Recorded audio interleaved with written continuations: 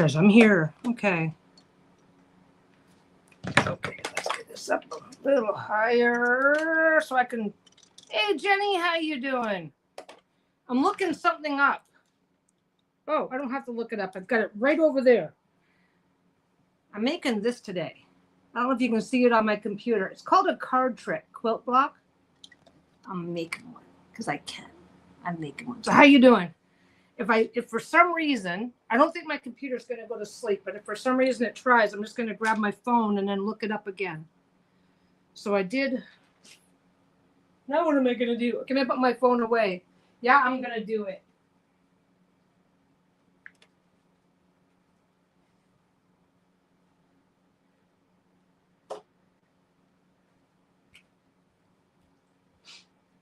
I'm going to do it. But first, I didn't get the rest of my shit out.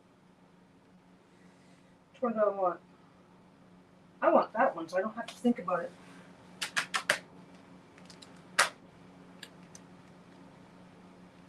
Four and four. Perfect. Okay. I've got it cut. I just had my fabric. There it is. I put my black fabric on my black chair and couldn't figure out why I suddenly couldn't find it. I need 4 triangles. 4 big triangles, 4 small triangles. So that is going to get me, that will get me everything I need. That should be everything I need. That's 4 right there.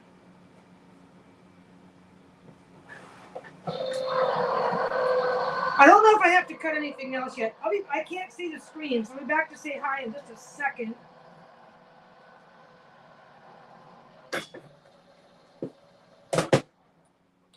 This is what I love about my AccuQuilt is because I get impatient. Hey, Mel's. Oh my God, yeah. Ooh, Linda's here. Dishes are done. Cool. Okay. Linda's probably looking, going, I've done these before. I'm assuming you've done these before. Ew. Okay, well, I have the luxury of not 1, but 2 air conditioners. I think I've told the story before. We got we had an apartment size air conditioner for a while, for a long time, and it finally died. So we decided, okay, well, we're going to replace it. And then we found out that it was cheaper to get 2 small ones instead of 1 big one. So we did that. So what I did, this is what I did to be able to come online. This is how much I love you guys. I turned on the air conditioner. I turned on both air conditioners and a fan to get everything like blah, blah, blah, blah.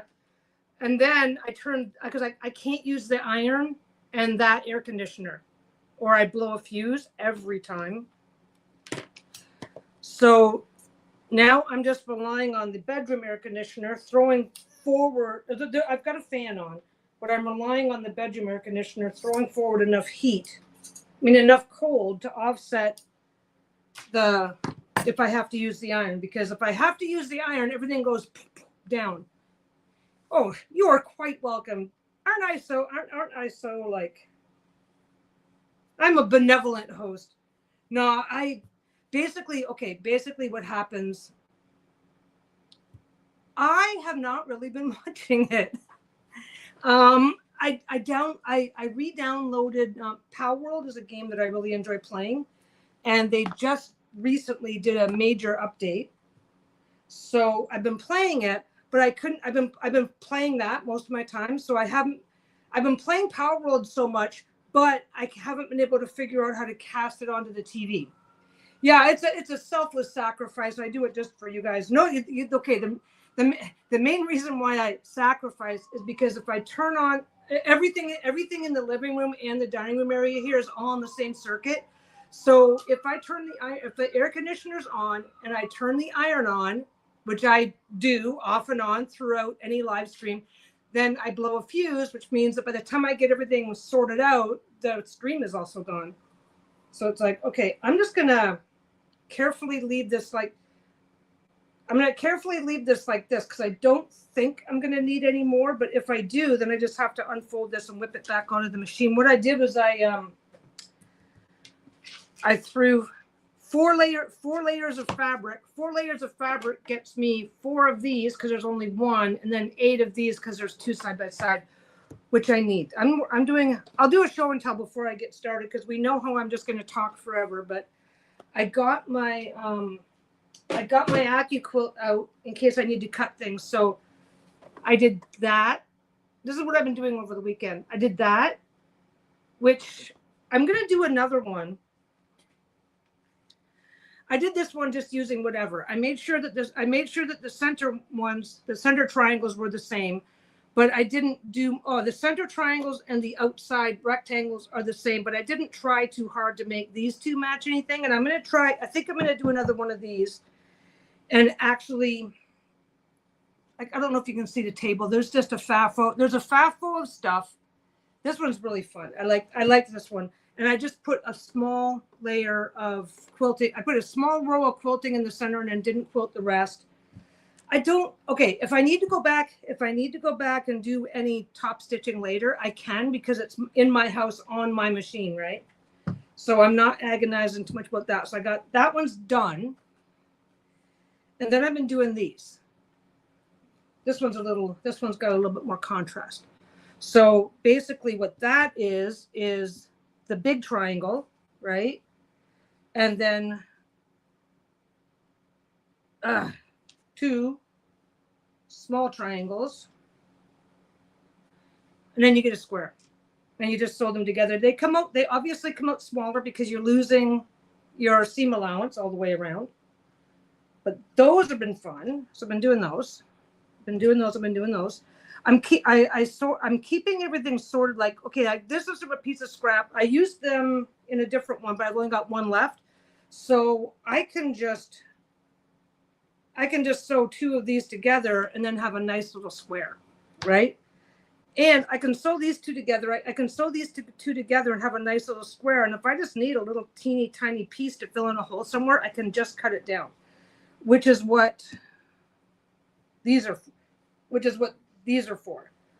I'm gonna keep these. Oh my God, Houston! I cannot imagine. We're up in the Pacific Northwest, and it's finally starting to cool off. And it's funny because I'm from Ontario, and we would get like 105, 106. We would get like they're dealing with really bad heat wave in there right now, right? And I'd be like, yeah, this is uncomfortable, but I'm okay. And now that I've been here for 20 years, I'm so not used to it. So I've got a bunch that are like this. These haven't been trimmed. These are just 2 triangles sewn together, right? And of course there are other, what I can also do is I can take these 2 triangles, right? Then I can go, see this 2 here? I can make that just by cutting straight across here, and then I have 2 of them there like that. So there's plenty of ways to make these. I'm just getting rid of scrap right now. I'm processing scrap, so I am just prioritizing. I'm prioritizing getting my AccuQuilt out and doing and getting some of this stuff used up, because I've just got like some of this. Okay, like I took this. This is the last piece that I know of the mushroom quilt, and it's not big enough for anything else. And by the time I fiddle and fart with it, but this way I could just fold it up, throw it on, boom, have it done in one step. Anyway, so these and these are now small blocks, because I can make this any size I want, and I don't have to center it. So now I've got a set. Now I've got a set for just,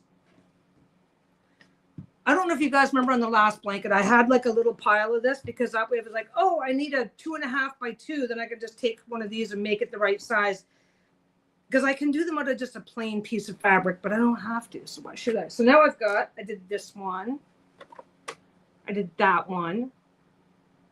Yeah, I think if I was in Houston, I would just be staying inside. This one here is super easy. This one, where's the thing? There it is. This one's called Flying Geese. This actual little piece that I'm just using right now makes these. Yeah, you can see there's 2 white and a blue, right? So you take, and this is called Flying Geese. And what they recommend, they're not going to show they're not showing, like, you know, you can put them together You can put together end to end to end and then start making bigger ones. I just put the 2 points. I just put the 2 points together because I need to practice my points. I just put the 2 points together. So now I got that. So I still have to sit down and get these. This one here. This one here, I'm gonna bind this one. I'm gonna do the self binding on that one. I just haven't got to it yet because I want to get the card trick one.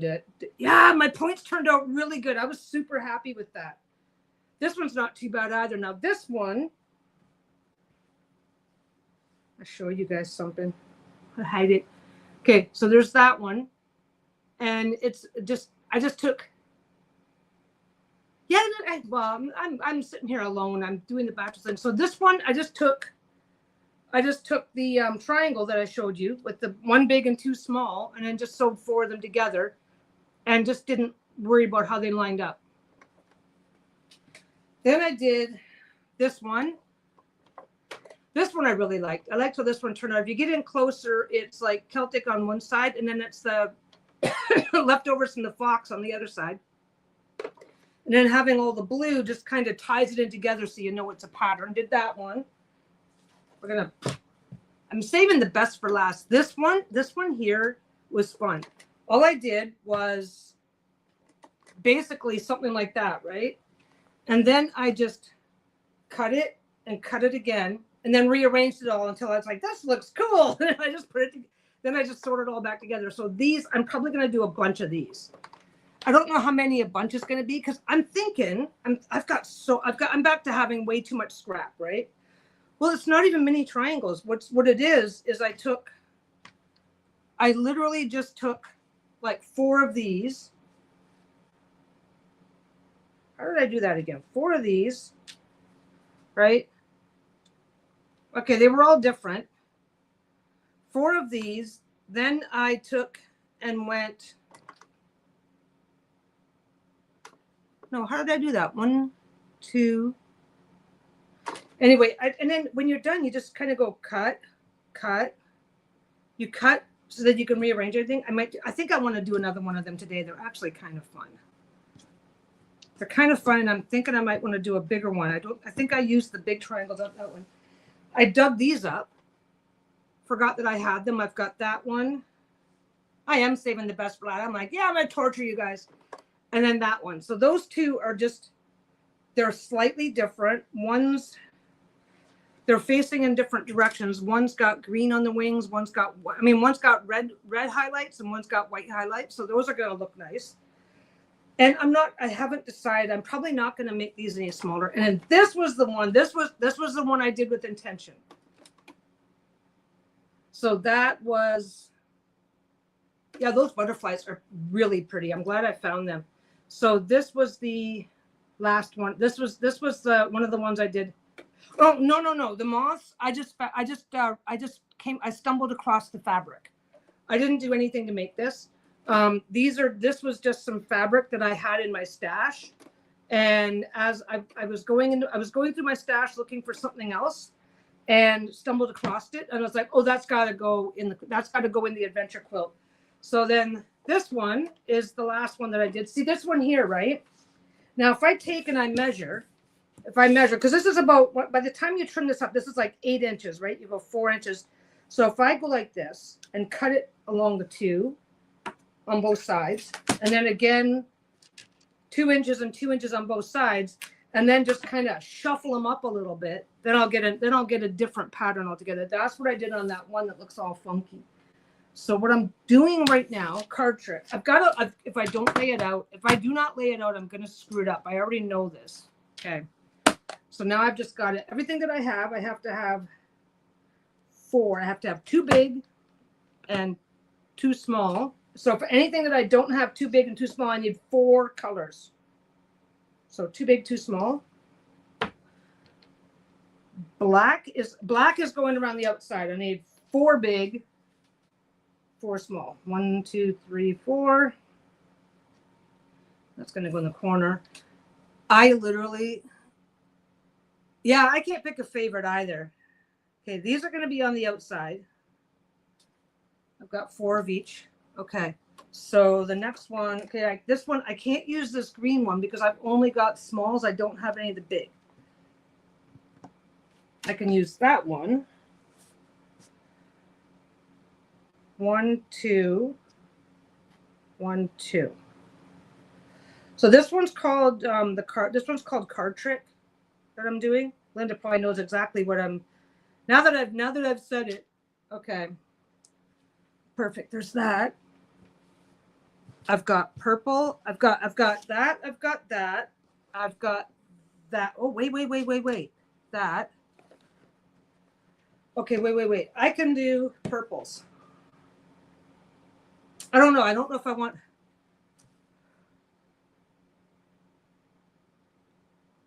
It'd be super bulking and time. Imagine a piggyback one of these designs.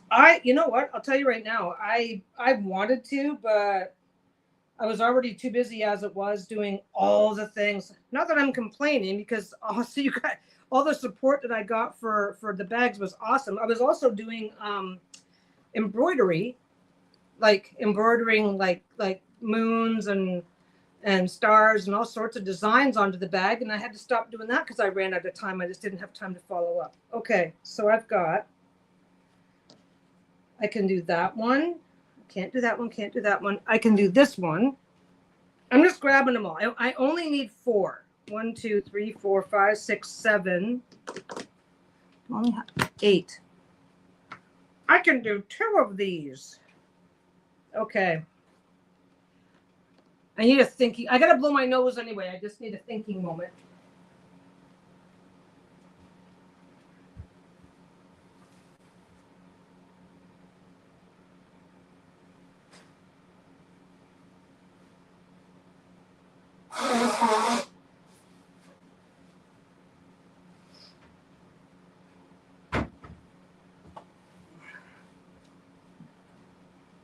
Okay. I don't know how people do this, but they just like go, okay, blah, blah, blah. And they just start stacking it up and know exactly what they want. Because if I do not lay these out, I will not do this right.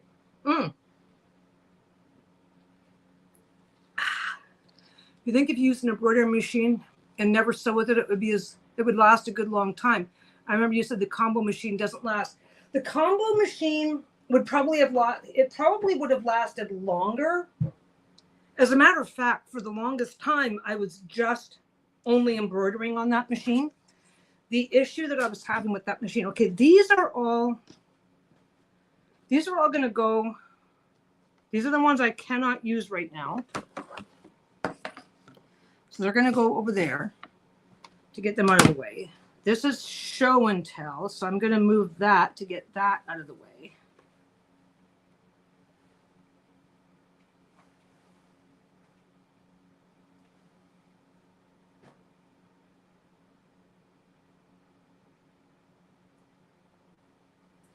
The problem with any sewing machine is that over time, when you take them in for your basic service, which by the way, my Janome is done. It's been serviced. I just have to get out there to get it. And I don't like driving in Surrey, so I'm not gonna go. Lisa and I'll go together when she's back. One of us navigates, and the other. Surrey is very confusing. It's one of those. Surrey is just over the bridge here. Surrey is one of those towns where north-south is street, east-west is Ave. So when they say, oh, and then it's like, oh, 122A and 356B. And then they won't tell you which is which. It's like, it's very, even though it's laid out pretty grid-like most of the time, but it can be very confusing to navigate. Okay, so I think.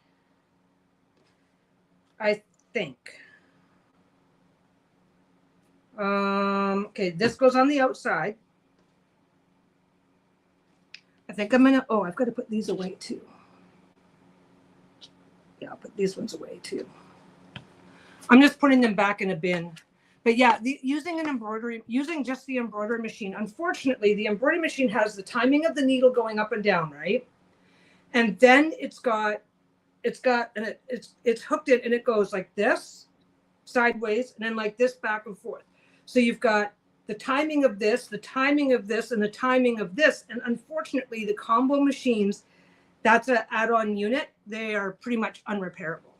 So if your timing's off, they can fix it. But once everything comes out, once this piece here is off, once the mechanical, whatever the heck it's called, but once that starts acting up, you're pretty much done. Oh, my well, if there was a particular problem, they'll tell me when I pick it up. But it wasn't. If the timing was a tiny bit off, I knew that, because I mean I hadn't had it serviced in over 2 years.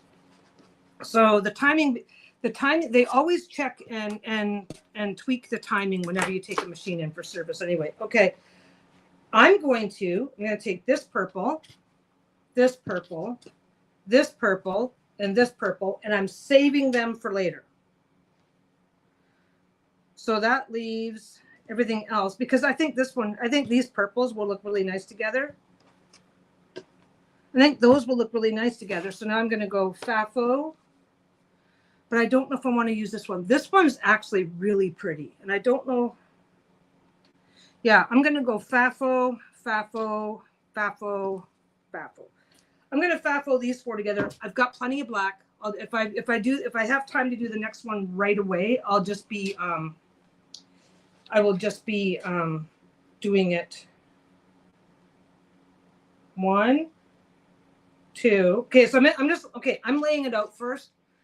I have seen people on these. I have seen people on these sewing channels, and they're just like, oh, to do this, and they just start. And I get it. It's like anything. Once you have your own system figured out, it gets real easy. Okay, so that one goes there. I'm literally using that over there as a puzzle guide, like the box on a puzzle. Oops. This isn't going to be as big as it looks. Okay. It's not too hard. It's not. Basically, what you basically the problem with any of this type of sewing is that you have to do it in the right order, or they just won't connect properly. Okay, those two are done. I only needed the 2. I just had them all stacked together. Okay, this one. Come on. These ones are hard because sometimes you gotta stop and double check, because when you take this one, but then when you turn it over, it doesn't necessarily look that much different. Okay, that one. That one. That one.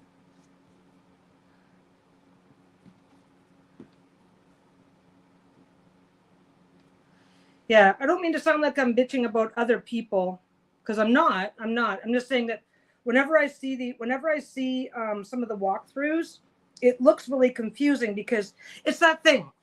We see it sometimes in tarot too. It's like, they go, oh, well, the block card and the block card, they do this and they do that. And it's like, dude, I just started doing tarot like 4 minutes ago. Please slow down, right? So it's not that anybody's doing a wrong thing. They just kind of forget that they kind of forget that a bunch of their audience, for them, it's a brand new thing. Anyway, what I've been finding, this has actually made a big difference to me, is that what I'm finding really helpful since switching this is that I have a much bigger space to literally do this. So I just didn't want to get my fabrics mixed up. So that's why I just kept the extra. Okay, I've already done my 2 of these, so those can go over there. And then the last 2, this is where if I'm gonna screw it up, this is where it's gonna happen. Because you see these spaces and you go, oh, I got that space, this is fine. Anyway, once there. See, are you guys starting to see that they look like they're tangled? That one goes there. And then this is pretty easy. 4 and 4, because you got to fill that gap in, that gap in, that gap in.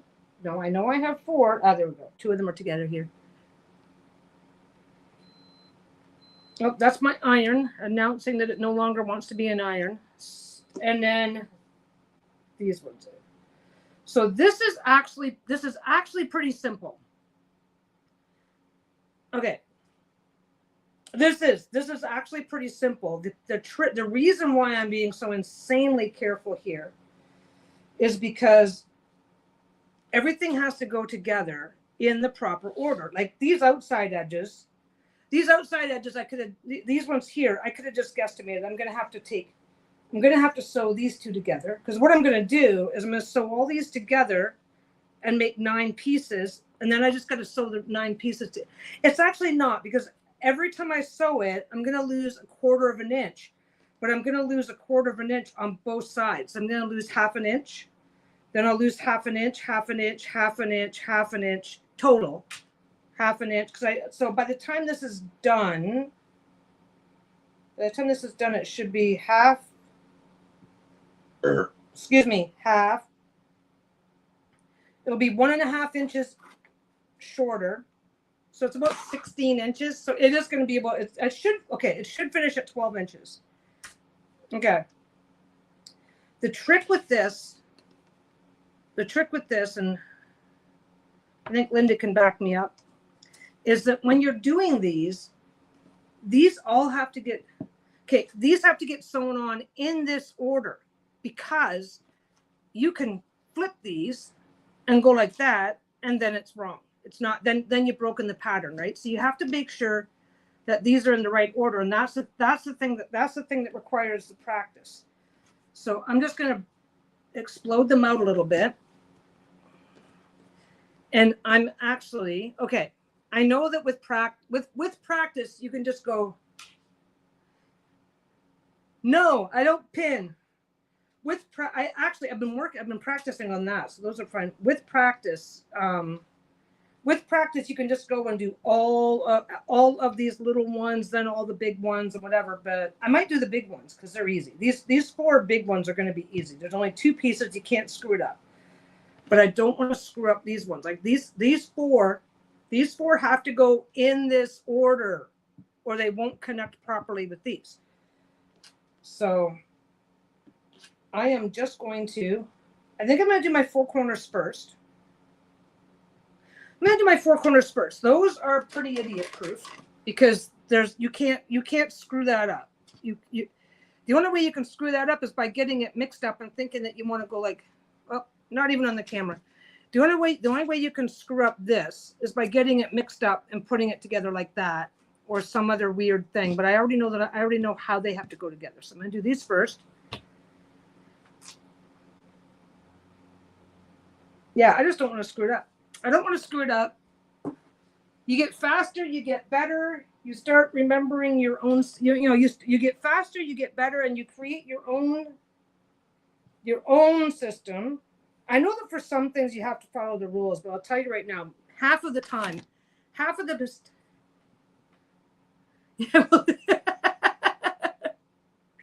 wait a minute, what am I missing? Yes, have to watch how you pick that up so you don't turn a piece around.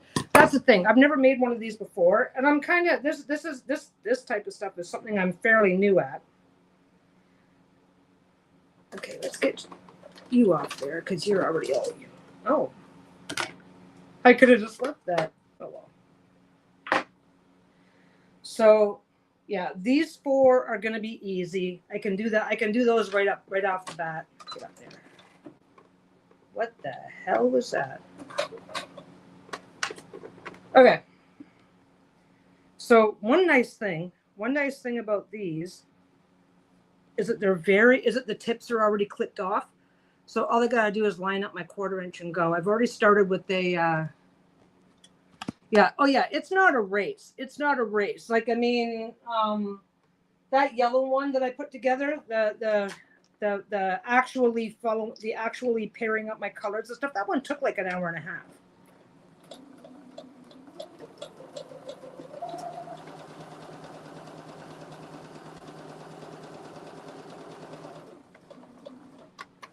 Okay, so I take the next one.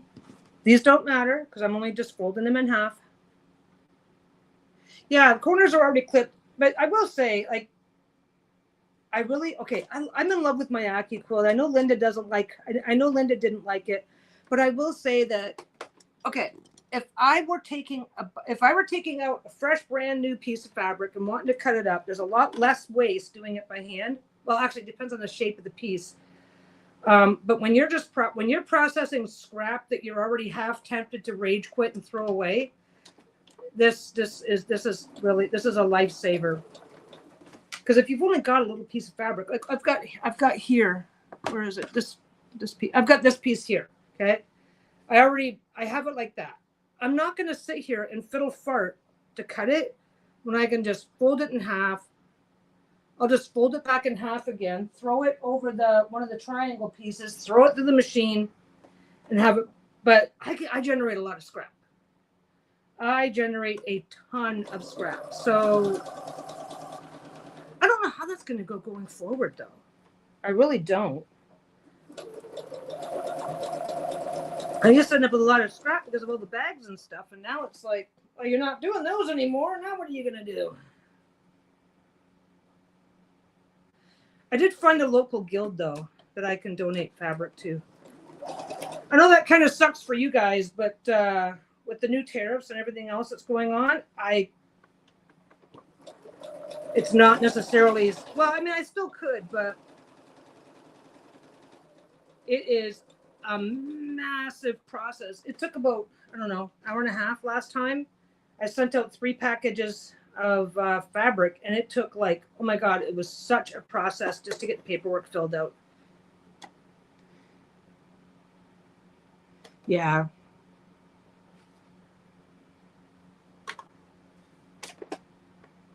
Not for fabric I'm otherwise throwing away. I even considered I actually put some fabric that I didn't really want into my second. I had a second shop just for odds and ends and stuff. I would just use it once in a while. Put some fabric. It's like, oh, this is not going anywhere. Put some of that fabric in the shop in that shop, and the shipping costs were not. It wasn't worth it. Anyway, that's okay. That's okay. That's a bitch for another day. Okay, now I'm just being extra careful because I don't want to make a.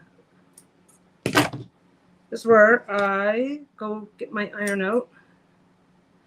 I'll tell you right now, having an iron that heats up in less than 30 seconds has been nice. Because then I don't have to leave it on. I may have to go change into some short silks. I'm getting hot just in my corner.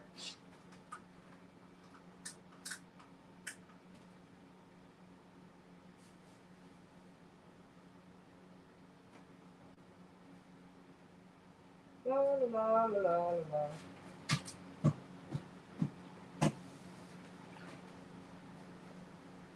La la la la la. Come on.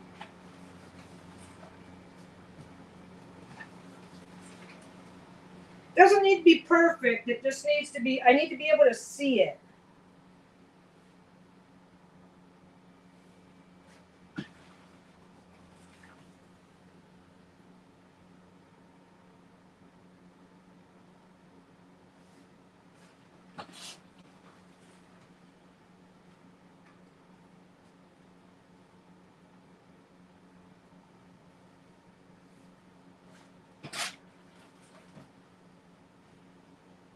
Turn that back off. I won't need it for a few more minutes. Okay. Ooh, corner's done. I will run the air conditioner if I need to. Okay, see? So now I got to make sure I put them right back. I'm putting them back in the right corner. You don't necessarily have to at this stage, but the last thing I want to do is get confused. Okay, so now I'm going to do this. I'm going to do the center one because if I'm going to screw something up, it's going to be the center. And if I'm going to screw something up, I might as well do the hard one next. Here's the interesting thing that I've got going on though. With my knee being the way it is, the funny thing is that what feels really good to me is heat. See, I just distracted myself. I don't know which side to sew. So I'm just going to put it back. Put it back. There we go.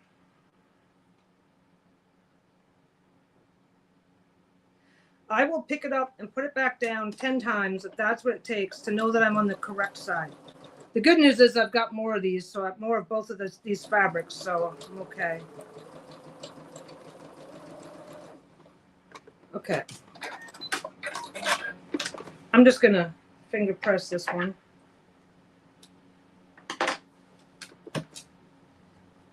I'm just going to finger press this one open.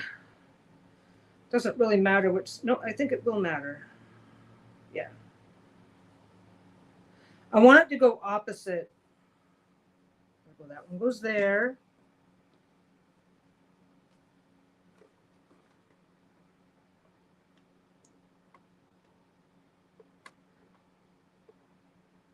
What'd Jenny say? Yeah, Jenny's being nice. It's weird. I'm not used to that. So how was everybody else's weekend? You guys have to enter. It's your job to entertain me because I didn't do anything this weekend. I sat around the house. Rained all day yesterday, which was actually really nice. Except for Bruno loves the rain, so he wanted to be outside. Okay. This one, when you have light and dark. Wait a second, what's going on?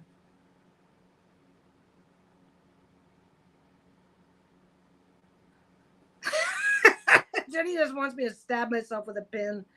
Okay, those two are done, so now I can go like that.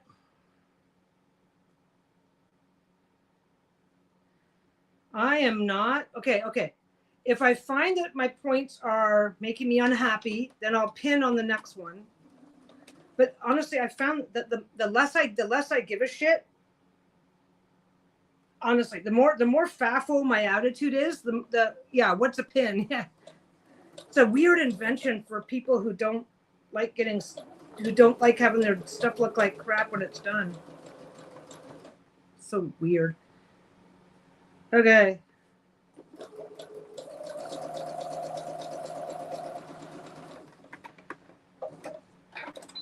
Okay. I am trying to rely on finger pressing as much as possible. Actually, if I try to get this opened up, I might be better luck.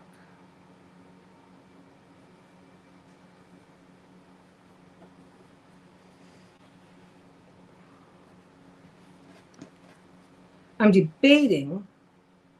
See, I just gotta line it, and I'm lining it all back up. I am not gonna go. No, it's fine. I'll spin that back around in a minute because that's how I'm gonna screw things up. There we go. There, that one's done. So the four corners are done. These are done. Now, to do one of these, you do the small side first. Stabby prickles? Yeah, no, I don't want stabby prickles. Okay. This is actually going along pretty good. I'm actually, the last one I did, it took me way too much time. Okay, so now this is where you can really screw it up because if you get confused, you're going to do that and you're not going to notice till it's too late. So this one here, do.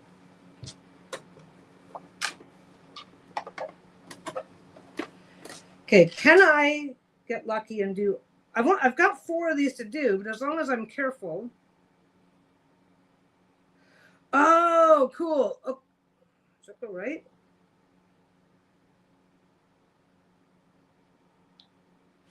That's on the right. That's on the right. That's on the right. That's on the right. Okay. So if I put that on top, I'm good to go.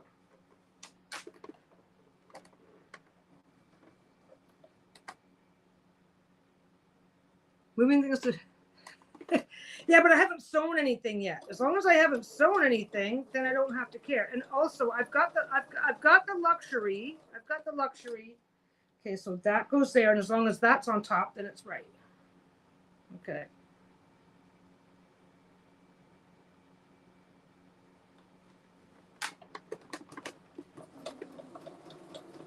I just noticed that the black goes on the right on all of them. I know I probably read it somewhere. I probably already knew that from some other thing. And I'm going to go. So that's on the right. I just kind of like spun it around so the black is on the top. As long as the black is on the top and I'm sewing the right-hand side, then I'm doing it right. And if I'm doing it wrong, I have to resew all of this, which I've got plenty of both. I've got plenty of the fabrics, I believe.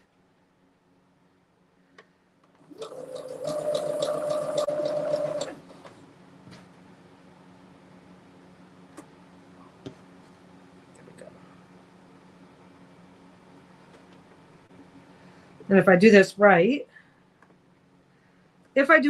then what I'm going to do is I'm going to cut them off the end and then just put them back in backwards order. I am really liking, I'm really liking this machine, by the way, because this machine has a really good 1/4-inch foot. Okay. Whew. Okay, so I'm just going to draw it backwards. Take that one. Yeah, put it there. Take that one. You don't go nowhere. There. Just do that. We'll put that back down. Take that one. Oops, goes that way. Put it there. Ooh, so far so good. Yep, we're fine. We're fine. Did it right. Okay, that one goes there. Take that one. Ooh. Considering some of the mistakes that I've made on camera for you guys to enjoy, this is going very well.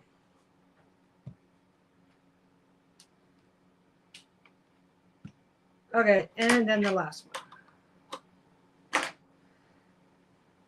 Okay, now this one's back to being easy again. This one really is back to being easy because double check, make sure everything's where it's supposed to be.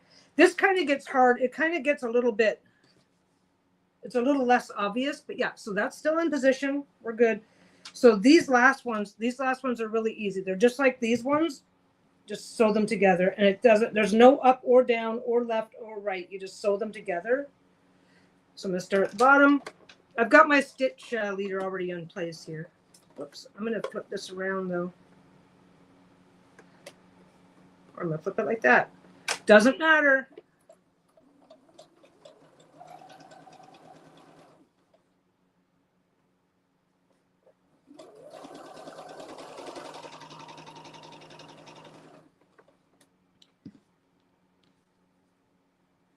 The only thing you really have to watch out for is this has all been cut at angles, so some of this stuff can be insanely stretchy. So you got to really watch yourself that you don't accidentally pull and just let the machine do the work. Yeah, well, this is the thing. This is exactly how it goes for stuff like this. You got to be a little strategic, but I will tell you right now, if you're watching me be strategic and go, that wouldn't work for me, then don't. I have a really hard time with anything that has multiple ways of doing a thing where people say, well, you have to do it this way or you're doing it wrong. It's like, fuck that shit.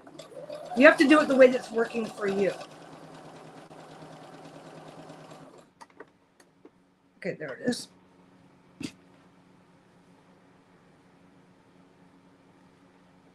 I'm just looking at which way I want this bottom piece to go. And if depending on how you put it in the machine, well, this will just push it down automatically, so I won't have to worry about it being twisted.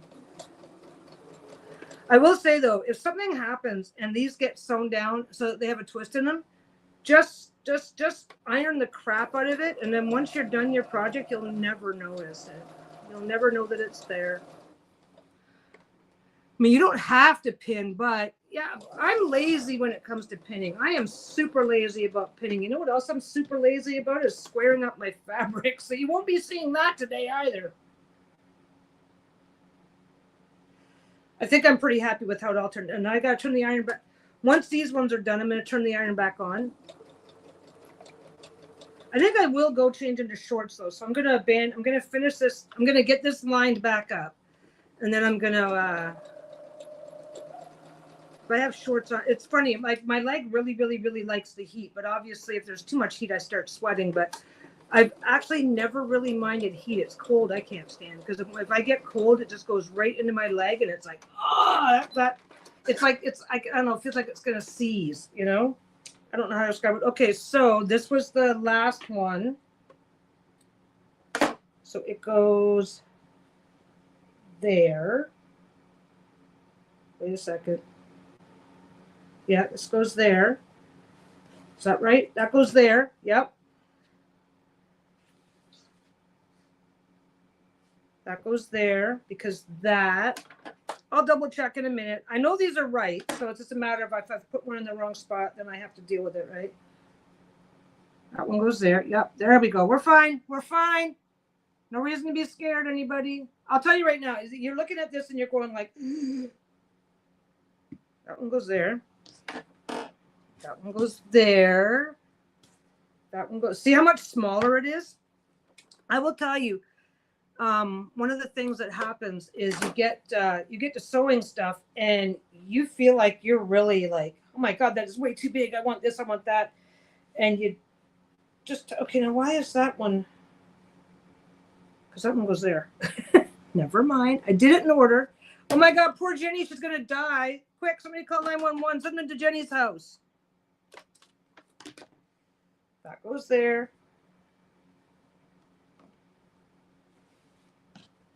And that goes there. See, look, it's still right. It is still, it's actually looking, I actually might end up liking this better than the purples because it's got a lot more contrast. I'm going to change it to some shorts and I'll be right back. Because I got to turn the iron on. Yeah.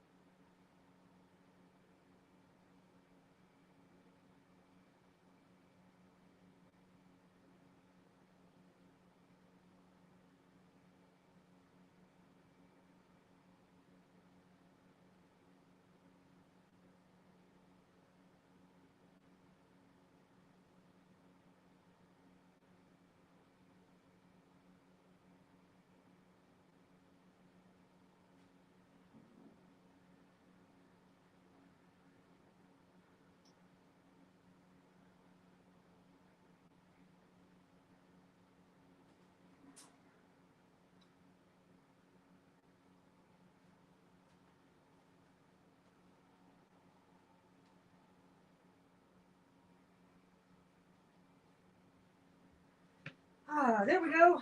I am back. What did I do there? There's right. Okay. Okay. Now I just have to. Do I care enough to iron it or do I? No, I don't trust any of this stuff. Okay, that's all been ironed. We know it works, so I can take it all at once.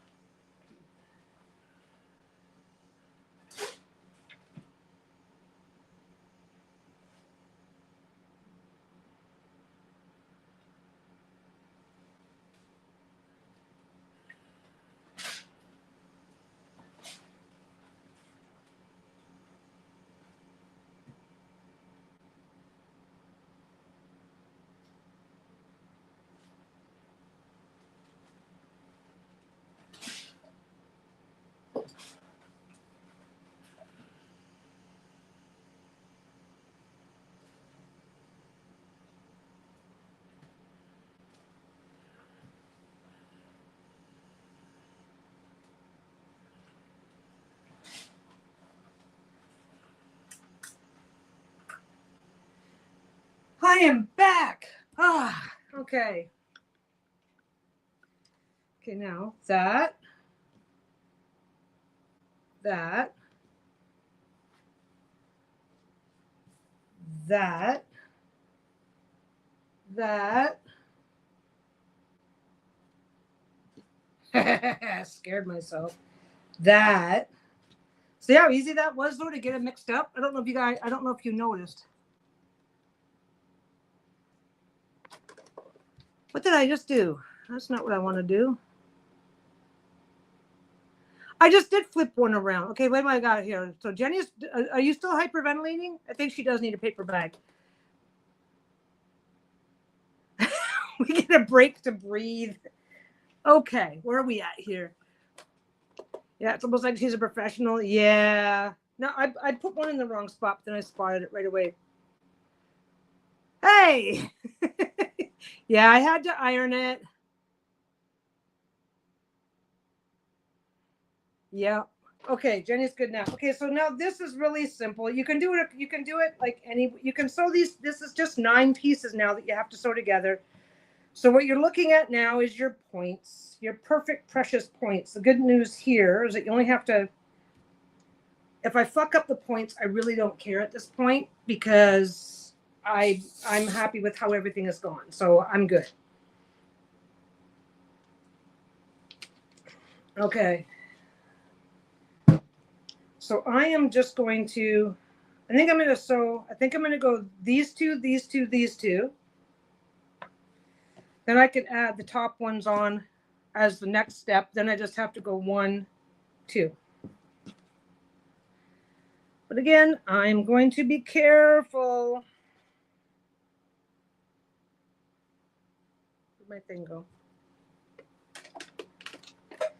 I am taking no chances at this point. So I'm going to open that back up. Yep, I can take those two. What's a pin? I don't know what a pin is. Okay, a lot of people like to stop at this point and square things up, and I'm just too lazy, so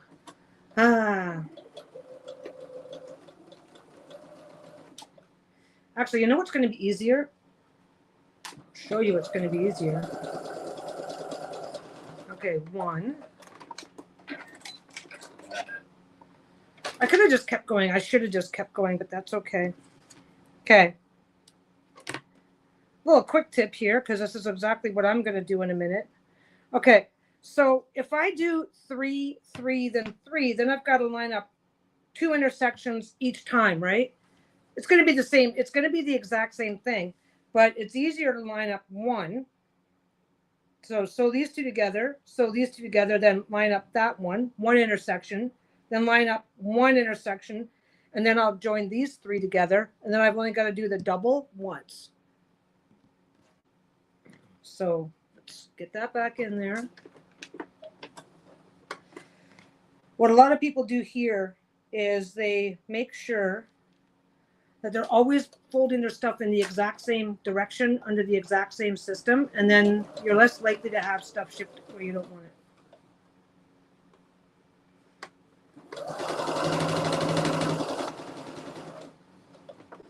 And then I'm going to go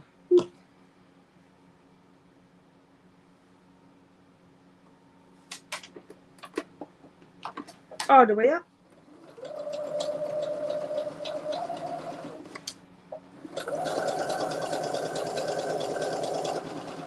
Linda's looking at me going, you didn't square up your pieces.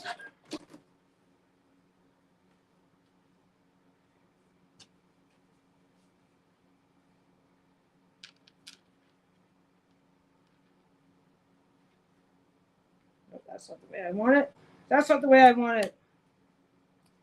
It's okay. It's right. It's right. I was just hoping not to have to cut it right away. That's all. Come on, get out of there.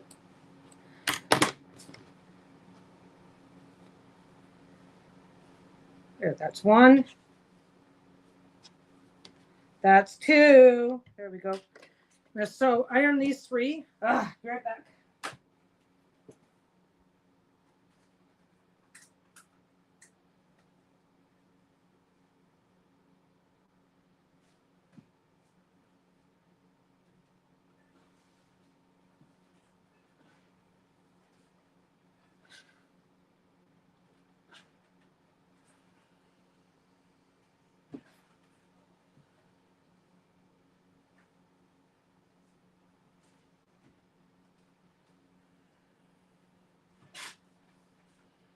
Ooh, that actually worked out really well. I didn't even notice that.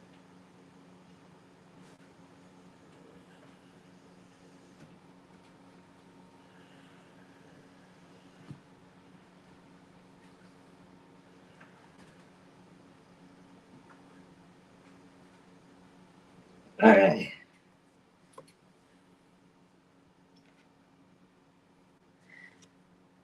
There.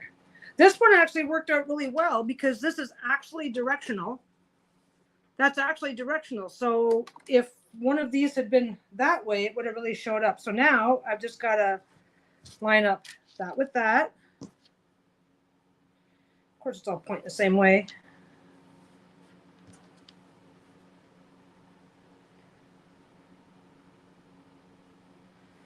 Okay. I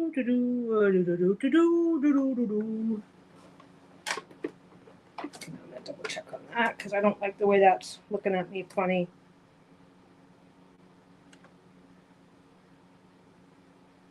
That goes there, that goes there, that goes there. God, I'm still doing something wrong, but that's okay.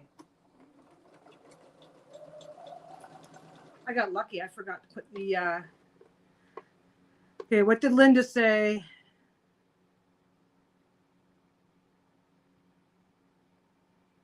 Well, my fabric looks at me funny. Yeah. Yeah, my fabric looks at me funny all the time. Okay, I just got to aim for that spot.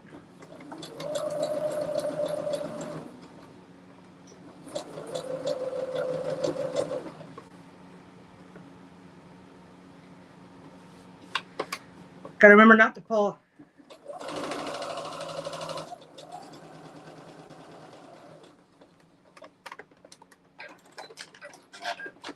Okay.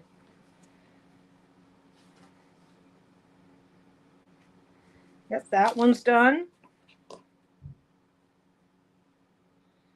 Now this one, I'm going to flip it over because I've got, man, it's still all pointing. I didn't think about the directions. Okay, if they're going in the same direction, if the seams, okay, a seam adds extra layers, right? So if both the top and the bottom seam are going in the same direction, you're going to have a lot of bulk on one side and then nothing on the other.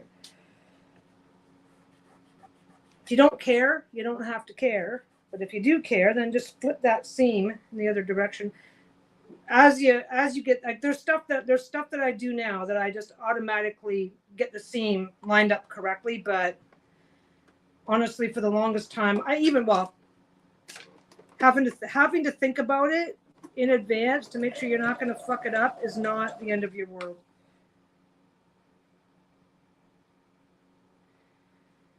Okay.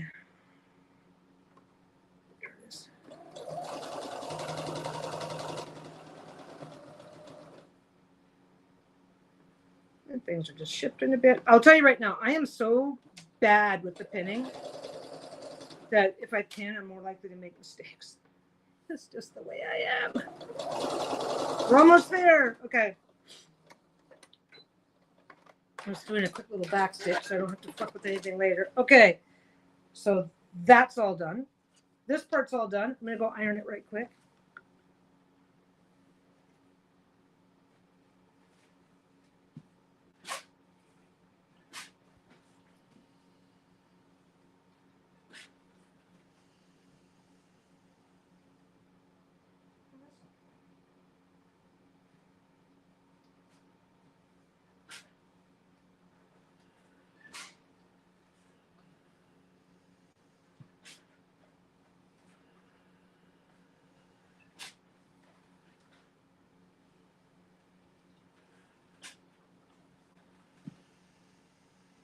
Okay. So far, so good. Look at that. If I had to stop now, it would still look cool. Okay. Yeah, see, so I had to line up one at a time. My points are pretty good, too. My points, I like my points. They worked out the way, they worked out the way I wanted them to. So we go like that. So these two big guys together.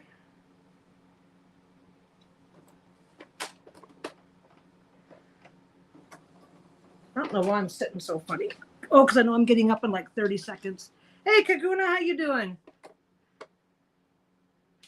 I changed everything. Yeah, I'm on my Singer. I'm on my Singer right now because my Genomi's in the shop, so that's just a temporary change. But yeah, I just moved. I took everything that was this way and I moved it this way. So my big cutting table is now my work table. My little table that was to the side is now my sewing table. My desk, that was where I used to sew from. It's very narrow. So that is now just a desk to hold shit, which I'm very happy about. Okay, so that goes there, and then that goes there. I'm going to iron this before I continue on yet again, but I am going to start from the middle. I'm going to flip it over. If the outside edge is a little off, I don't necessarily care. I want the inside edges to be as good as possible so that they are going to line up properly. You know what I didn't do? Come on. I don't know what that just tried to do. Let's see if I wreck something. Don't worry, I've got more machines. What did it catch on? Caught on something. Well, that blows monkey chunks. Just give me a second. Okay, we're going to do... Oh, that's what I want. Looks like I'm going to have to open it up. You know why? Because I didn't put on my stitch leader. Oh wait, it came right out. Is that one coming out?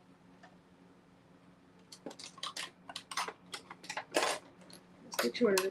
Unfortunately, oh, that's weird. It got completely twisted up in the thing. I wonder if it was been like that the whole time. Looks fine.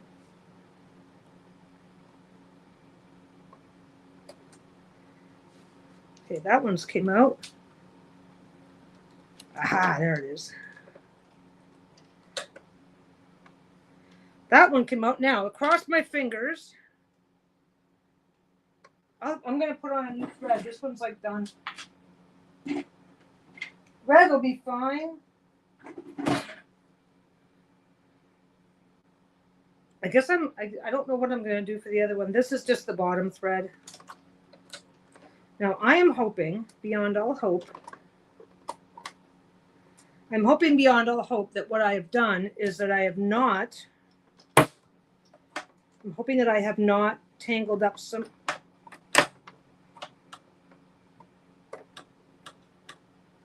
what are you hooking on? What's going on? What's up, Nate, right? There we go.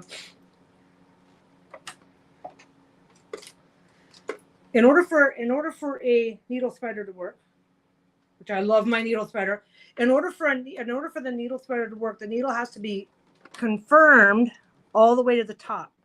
So if it's off a little bit, you kind of have to go, and get it to the top. So far, there's nothing going on that I need to be worried about. The needle wasn't all the way up. So basically, when you have to dig thread from the outside, quite often you have to open it up. And I'm trying to avoid that. So let's just see. Cross your fingers. I have a spare, by the way. I have two of these machines from back when Rose was working with me. Nope, it's not going to work. I get to fuck around a little bit more than the average person because I can just pull out the other machine and get on with my day. So I worry a lot less.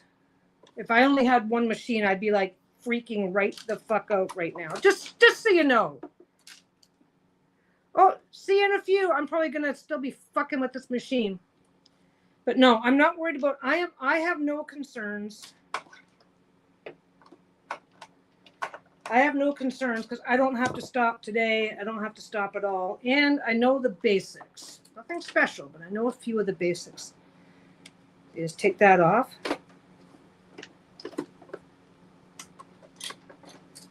Take that off so that you can get your finger in there. 99.9% of the time for this particular machine, let me just get in close so you guys can maybe enjoy what I'm enjoying.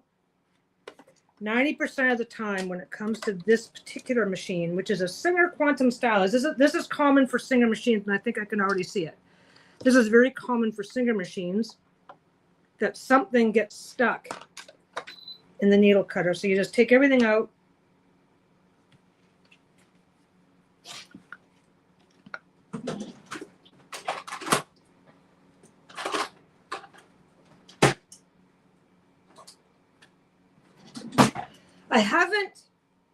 I haven't busted my ass to rearrange things yet because I just want things to land where they land.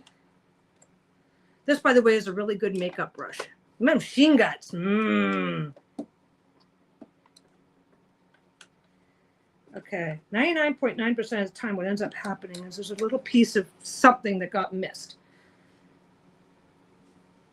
The other 0.01% of the time is that catching that it did. I don't know if you guys could see it, but what happened was the needle got to about here and then it was like, and everything was just trying to work, right? And nothing was happening. The other 1% of the time, what happens is the timing gets yanked out of sync. And then you have, I don't know how to fix the timing. So, okay, looks fine. And quite often, sometimes it gets pulled. Basically, it's a process. It's a process not worth panicking about. Generally speaking, and the sponge looks dry. I'm going to put an oil on this. There's a little teeny sponge in the center.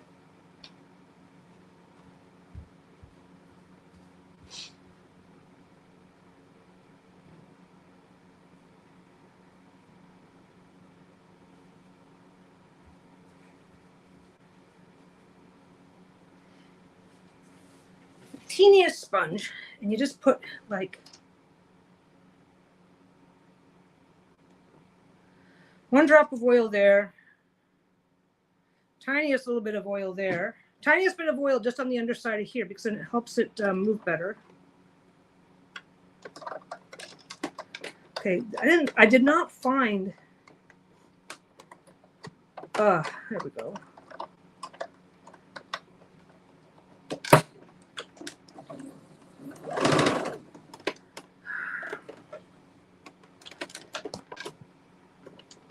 Quite often what ends up happening, okay, there's no unusual noises.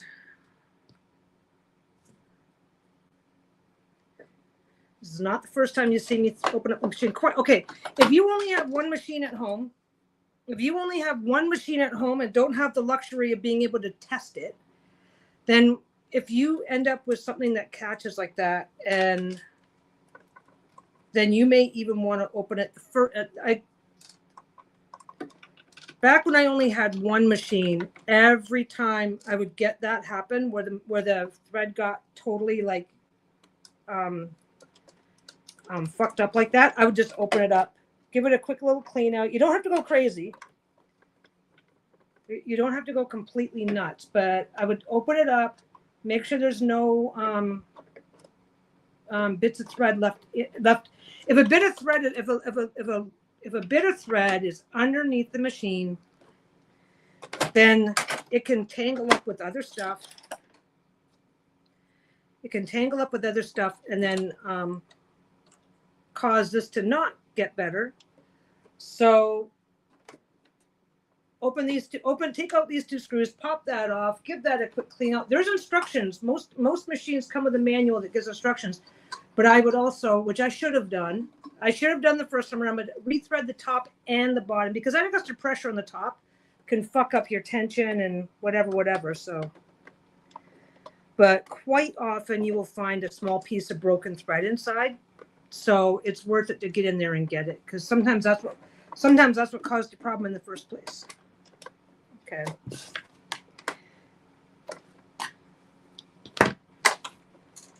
I would like the Janome back, so for this part, so I don't gotta like do all that weird stuff.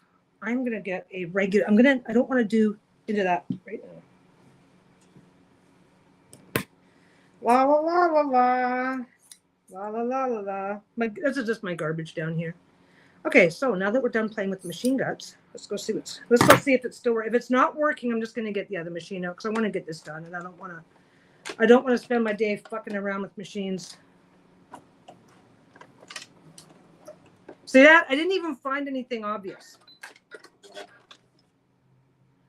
I never found anything obvious, and yet I clean out the dust, rethread top and bottom. There we go. Yeah, it's fine. Okay. Oh, there it is. Because where's the other piece? It's like right where I left it. Okay. Now.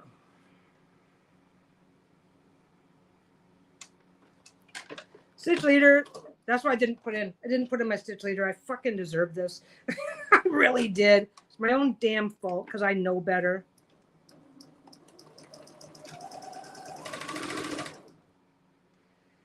I'm just going to double check on that. Make sure it's lined up properly. Okay. Back to business. Oh, I got to put this away. If you ever want to look up capillary action and what it does, if a straw is tiny, if a straw is narrow enough, then the weight of gravity on the surrounding liquid will let it seep up and out of the straw. That's why I keep this in the kitchen.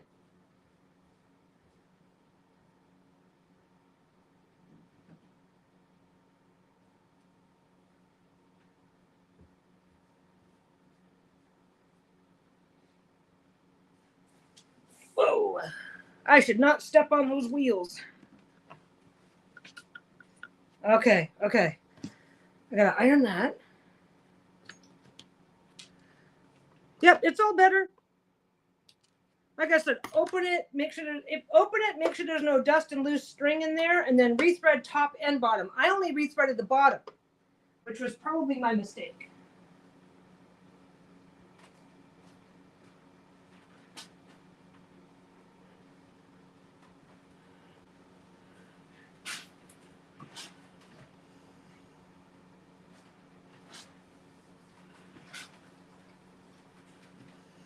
Whew. Okay. Now, obviously, this is right because those and those are touching these and these. But I will say, if you were in the wrong kind of a hurry, you could end up doing that. So never feel bad or that you're doing something wrong if you stop and double check even the really obvious stuff, because one moment of distraction is all it takes, especially if it's something new. It's like I've never done this block before, right? Well, even with blocks I've done before. Okay. Stitch leader. Come on, get up there. Okay. Yep, we're good. We're lined up. Okay. I'm just gonna get the first couple in and then make sure that this one's lining up. Now this one, this first one I don't have to worry too much because all four pieces are mostly blue. Oh, I should have that on the bottom. Okay.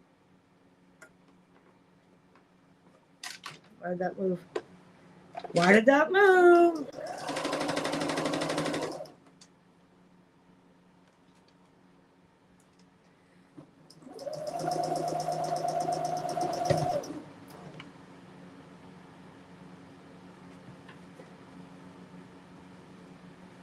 And that one, there's beautiful.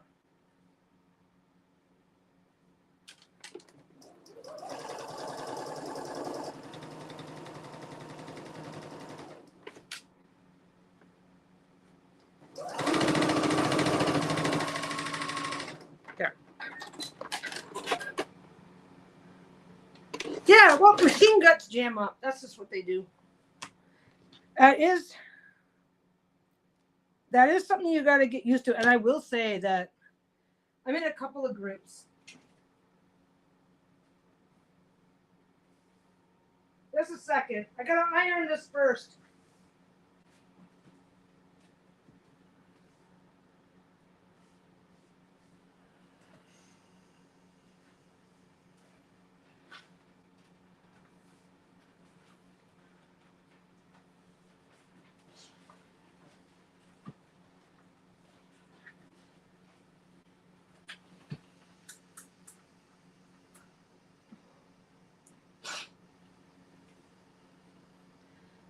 I'm in a couple of different groups for sewing.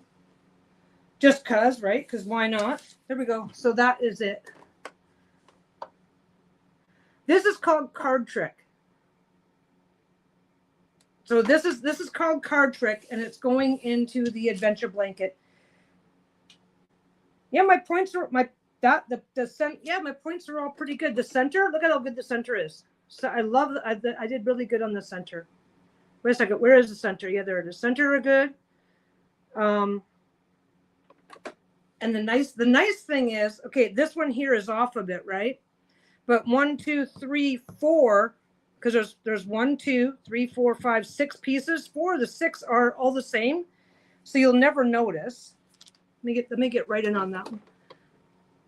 So the point's off a little bit, but you won't ever notice it. It's okay. It's super minuscule. I'm extremely happy with this. So the point's off a little bit because all the other pieces surrounding it are the same color, it's not going to be noticeable.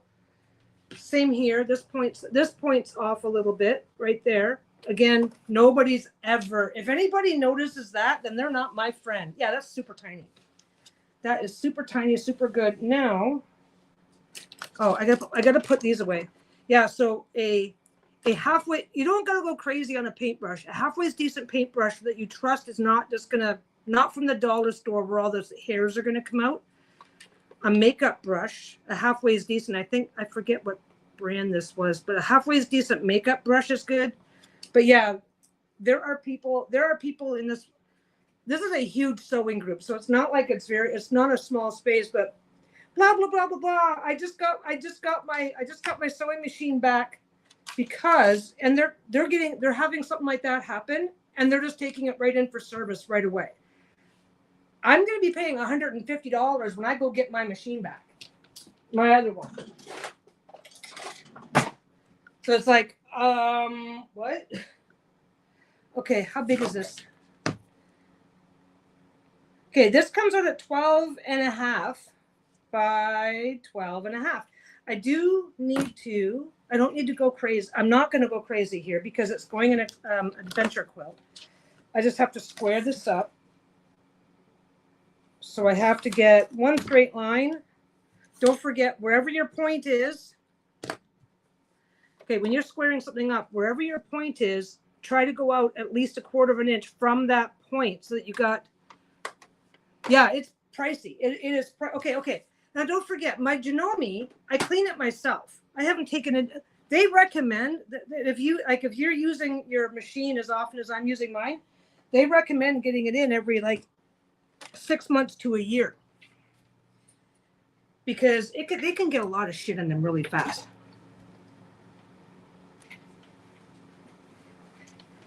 Oh yeah, I was very happy with my last declutter, but no, so if you ever get a machine,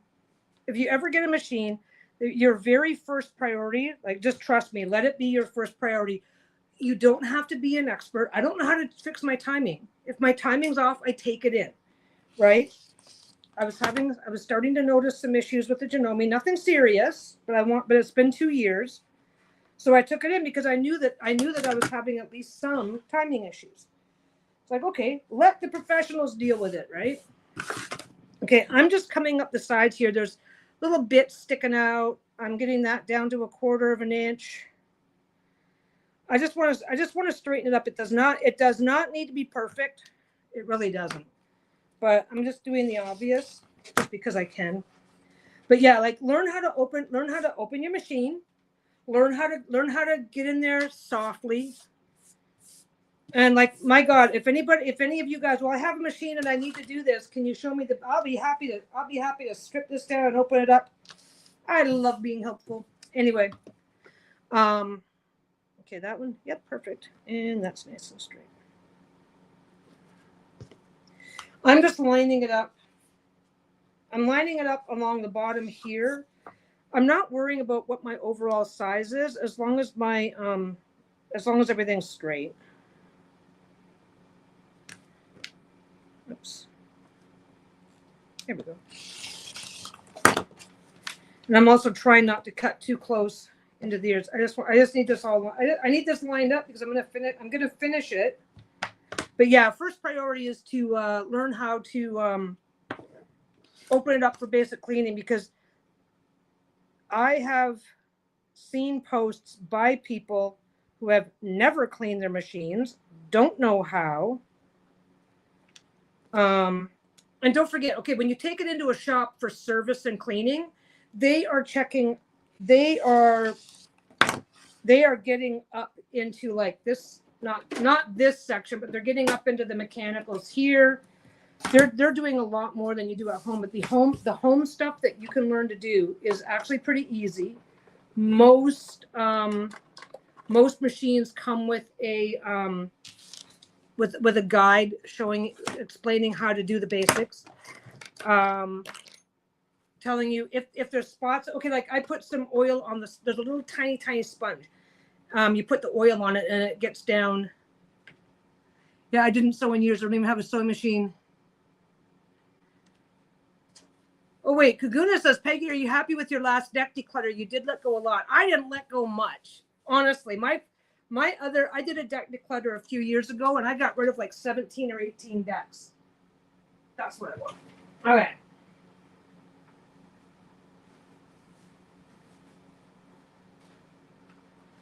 Iron is off. I got some more black. I've got tons of black. That seems to be all I have. Okay, I am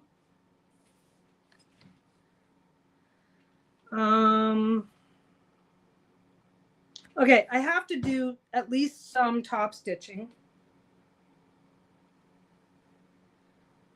I have to do at least some top stitching, but I do not want a ton of top stitching going through. I discovered recently that I don't particularly like the feel, aren't I a big baby? I don't particularly like the feel of too much stitching. Yeah, I gave away about half my decks. Lisa took a bunch of them back though. Okay, I'm gonna try. I don't want to do it on this one. There we go.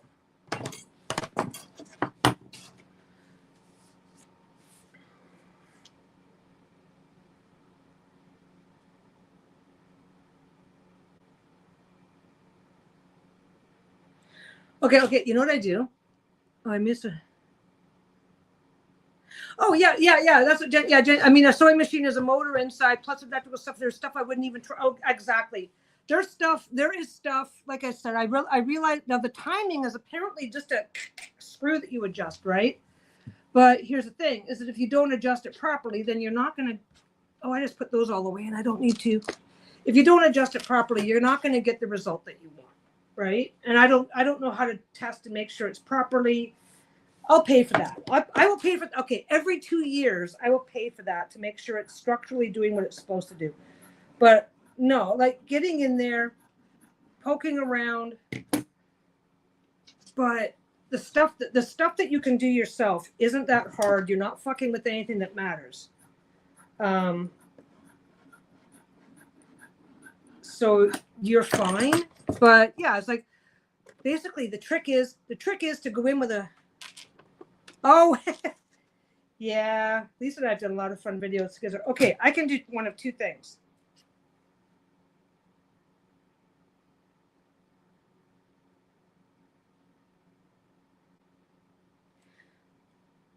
I have to do some top stitching. There's just too much here not to.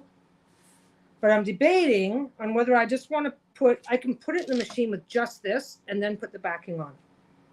As long as this is sealed to something, I just don't want to fuck around with it. I don't want to wreck it.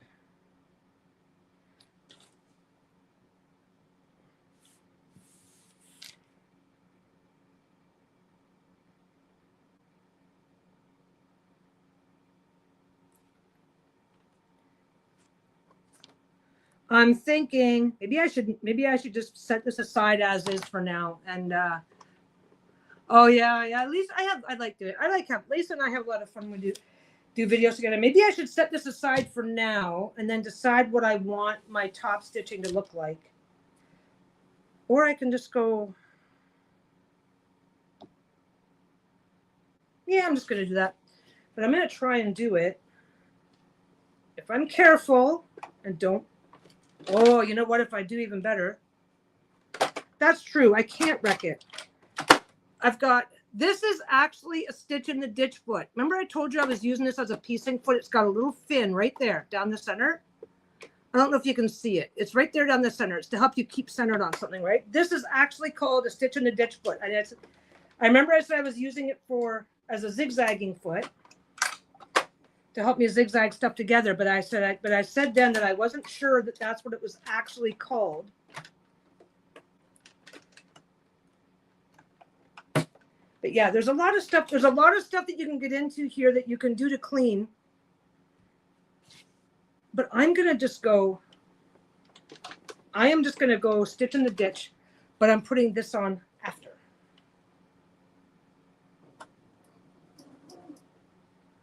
Perfect. So all I got to do is keep that. If you don't do anything, then when you wash it, the seams might eventually pull apart. You don't have to go crazy though. Like this whole section here, I don't think I'm going to bother with that because I don't think I need to.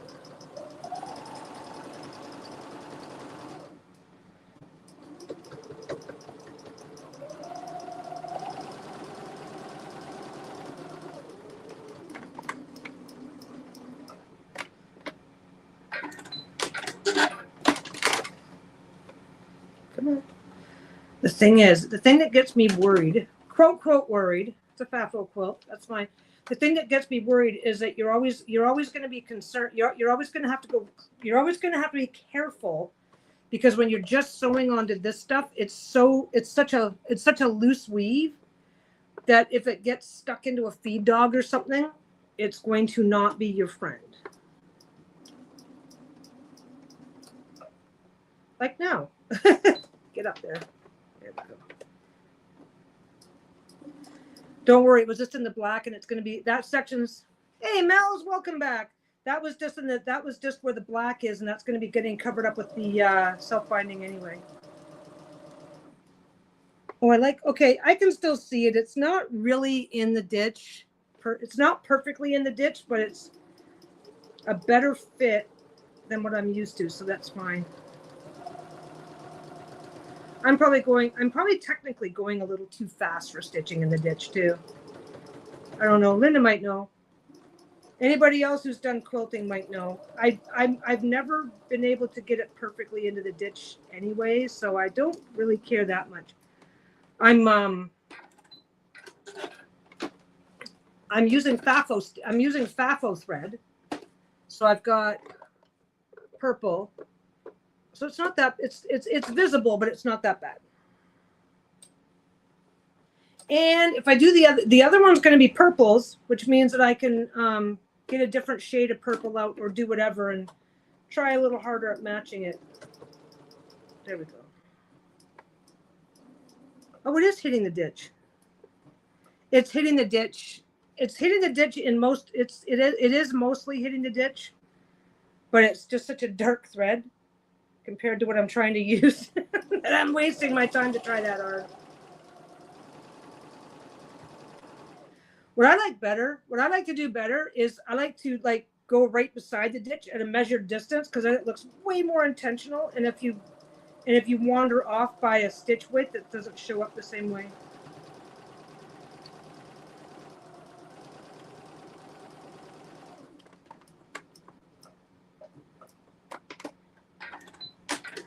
Last one.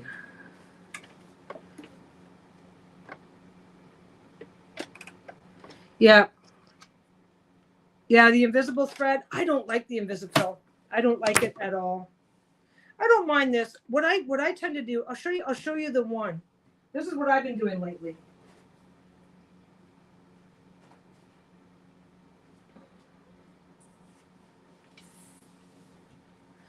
I've just been going intentionally because I can keep that measurement much more precisely than I can staying in the ditch.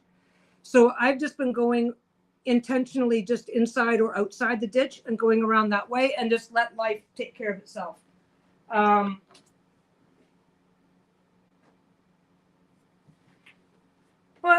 there's no harm in me practicing it once in a while. So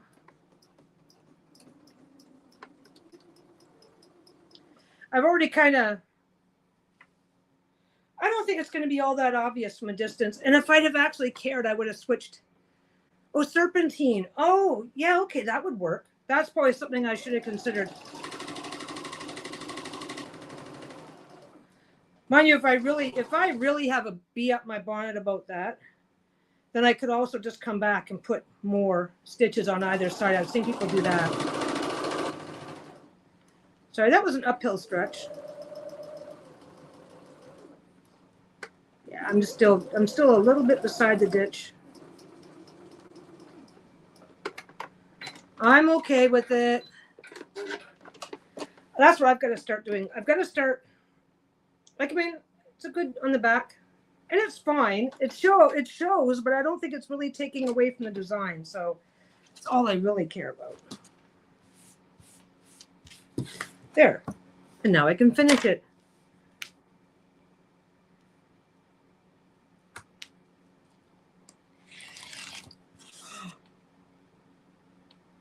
You know what I think I'm going to do with the other one?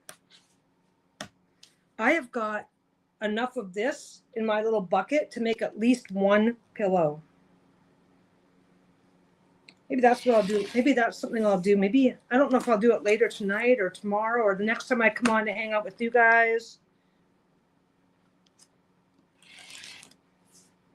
It's been so long since I made a pillow, I almost forget how. I don't forget how, but I'll find a way to fuck it up. Don't you worry about that. Okay, now, in order to remain committed, now I've got, please be, oh good, it's big enough. Okay, I knew it was long enough. I never stopped to double check if it was going to be wide enough, and it is. La la la la la la la la la la la la la la la. Oh, this is going to be fun.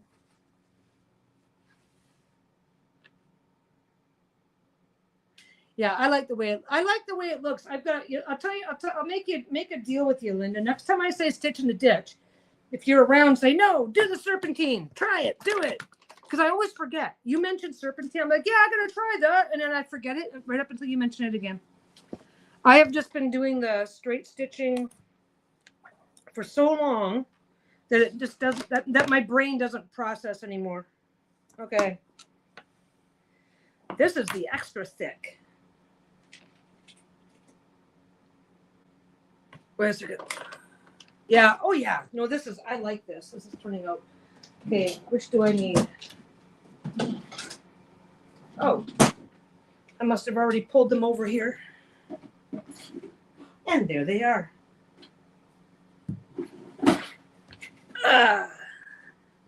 Yeah. No, I keep saying that I want to do a decorative stitch and see how that ends up looking.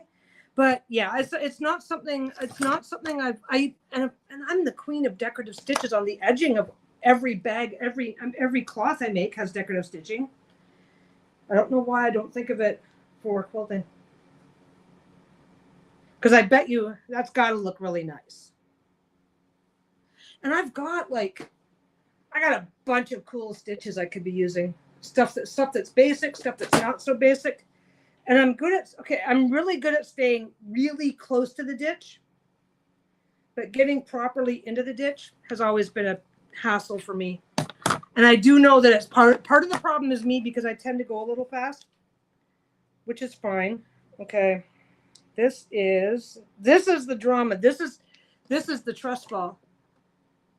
Oh, because I just wanted a smoother back. I don't need to do it this way, but I just thought it would be fun. I also don't switch over to a lighter thread either. So I'm using the same, I'm using basically a medium weight thread. So medium weight thread, if there's too much of it, just doesn't feel as nice. Okay, you can go there.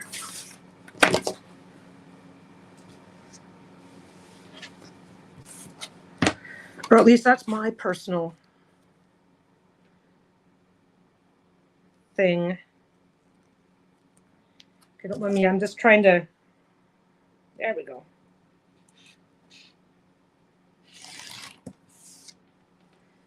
Yeah, that's probably enough to do something with it.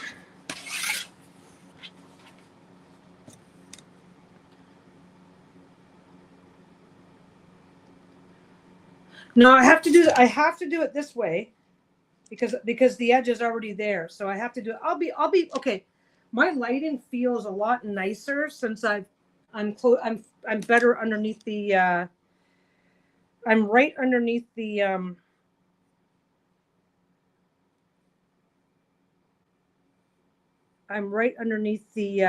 light now, and I can go turn on there's a hall light there that I can turn on if I need to as well. Plus you guys don't see it, but the light that's coming off the machine is also pretty good.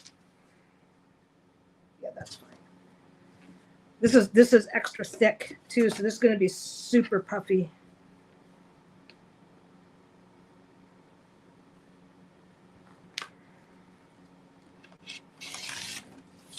There we go. Woo! Woo!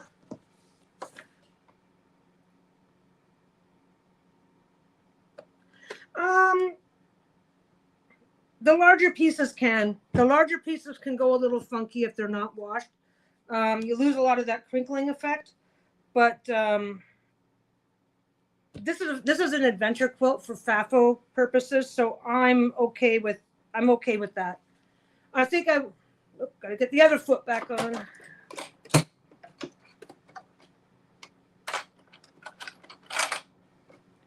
What's that? I don't know what that is.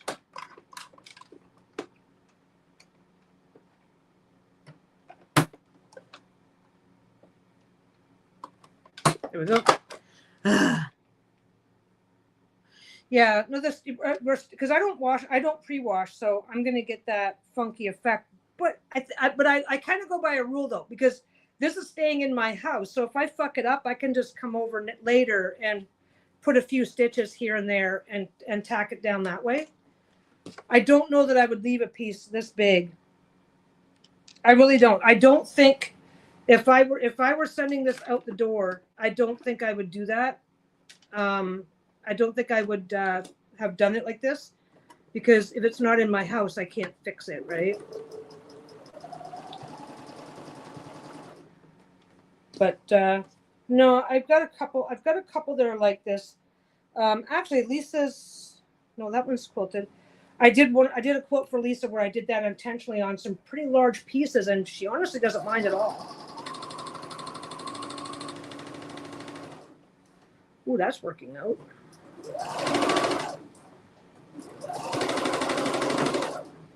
Well, that was an uphill. It went weird for a minute.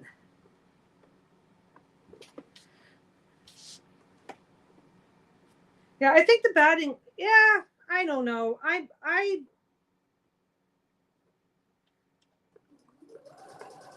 know it's easier to get away with if you're using flannel as your backing. If you're using flannel as your batting, you can do anything because the flannel itself doesn't need any special attention. But I'll find out. I'll find out after the first wash, and if I don't like the way it looks, then I'll just haul that sucker up here and get it all sorted out. So it won't. I'm not concerned, but no, I get what you mean. I've only actually done this before on flannel, so I really don't know how this is going to work. Maybe I should throw just a quick through the center at least. I'll think about it. Yeah. Oh, and this stuff, this is that polyester stuff. So it's not supposed to need. It's supposed to actually not need to be top stitched at all. That weird noise was just it hitting where those corners meet. There's lots of layers of fabric there, so it just got a little thicker for a second.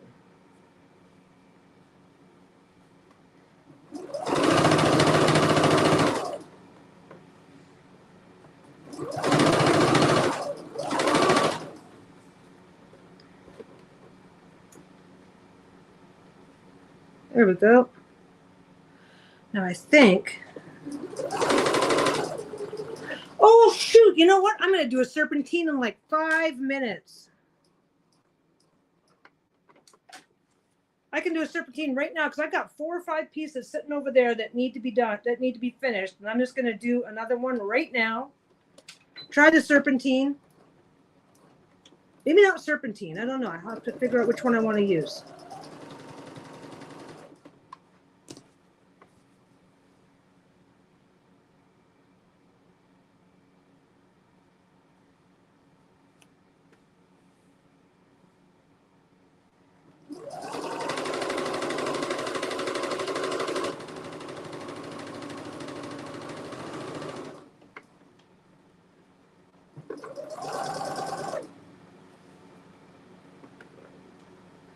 Did I take out? I haven't taken out any of the pins yet. You know what? Now that I take the time to take the pins out, that's when I'm going to get stabbed. You guys know this, right? This is just how it goes.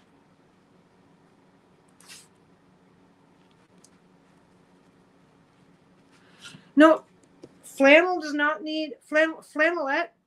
Flannel or flannelette does not need quilting.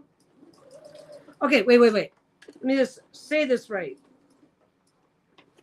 If you're depending on what kind of batting you're using, you'll need a certain amount of, like, if you're using regular batting. I'm not sure what this. I'm not. This is actually flannelette, so I don't need to worry about that. But like, if you're using this, if you're using regular batting, right, then you definitely need to do some to keep the batting from disintegrating. Other than that, you're just doing whatever. Which I gotta leave that up because I'm gonna need it in a minute. Other than that, you're only doing it to secure down your top so that it doesn't fray out.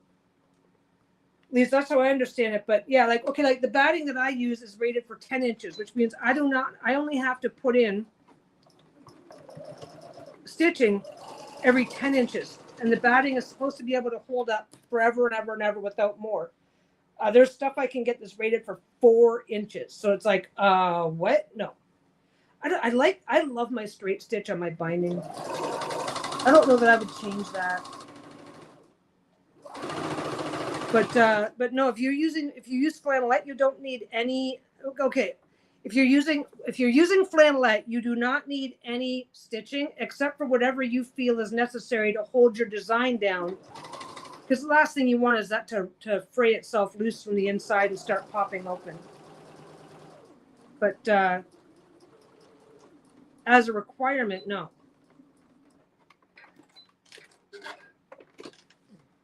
Okay. But it depends on what you're using as your batting. Some people use flannelette, some people use flannel. Yeah, see, so this is going to go like that. But the design itself is still solid. What's going to happen is if this does not shrink equally, then this can be very, I don't know how to describe it. Instead of doing that crinkle effect, it could just go bleh. But also I'll sew it back down. I'll put a crisscross or something in the center, just through these 4 in the center if I need it. I'll figure that out later. So there, it's done. I actually really like this one. I like it a lot. Well, like I said, double check when you go to the store though, because like if you're using flannel or flannelette, you're fine.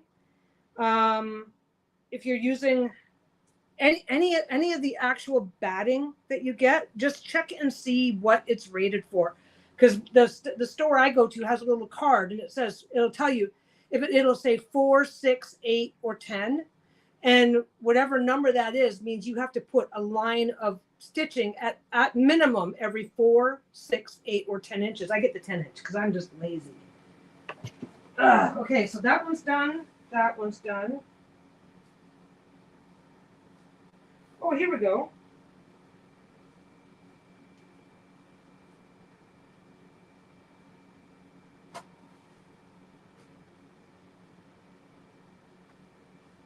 Well, that one I'm going to do. Oh, there we go. This one. I'm going to do this one. I'm going to do this one like that because the thread that I'm using is almost a match for the purple. So I think it'll look really good. Huh. Yeah, when I go to mine, they will tell me that they have it. They have a card right with the batting. Right with the batting.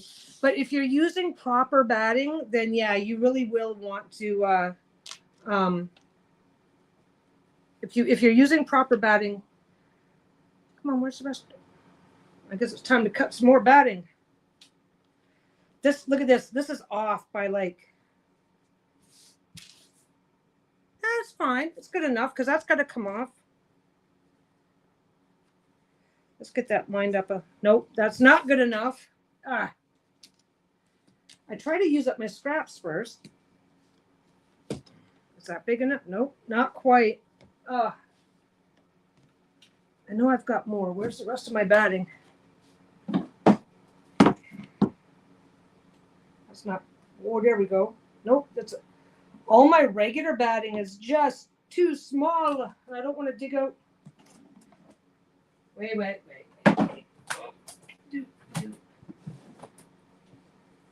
Let's just keep going through the batting. I will sew two pieces together, but so far I haven't had to, so I'm just being a princess about not wanting to. Yeah, this is a really good batting. But see, this all came off the side of a big quilt that I did, and now it's going to go into another one. It's awesome. It's awesome when you get to preserve, conserve, whatever herb.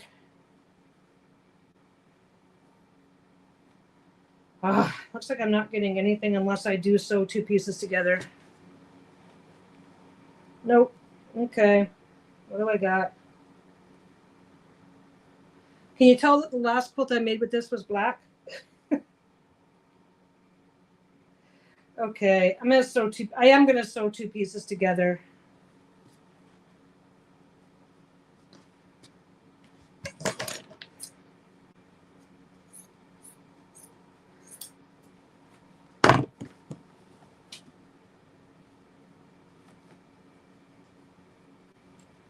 Oh no. Okay.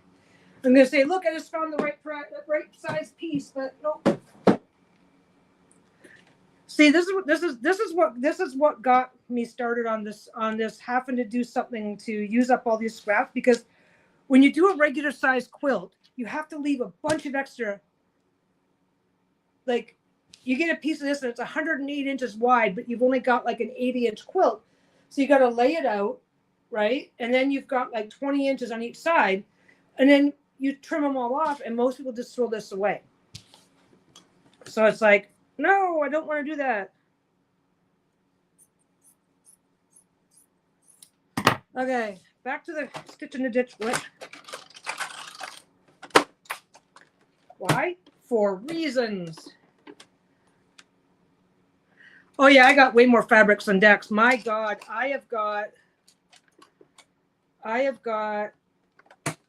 well, I've got what you see behind me in that corner. I've got 2 rows on the bottom. I gotta blow my nose again. I'll bring it back. Actually, I've got piles here, piles there, a row there. I've got that closet right there is all my fabric. Then I've got what's still in the bedroom.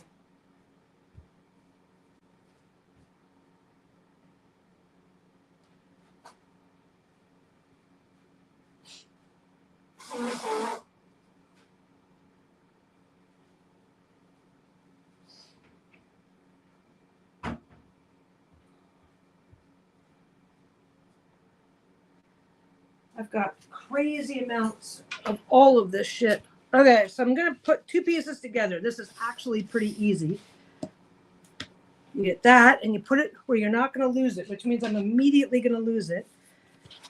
I like to start making sure that these 2 are straight. They don't necessarily have to be perfect. Okay. Because then I'm going to flip them over, pick off all the garbage. This isn't as bad as it's, okay, this isn't as bad as it seems, because if you start picking this stuff apart, every time you spot something, you'll have holes picked in it by the time you find something to use it with. So it's easier and not nearly as hard on this to just, because look at this, I can just go like this. Right? So it's easier and less stressful on the fabric itself if you just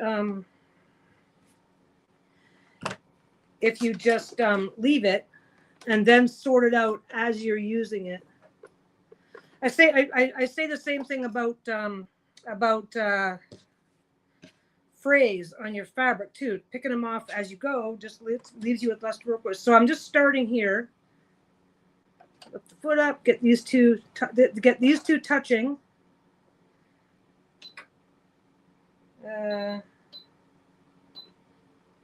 5 is fine.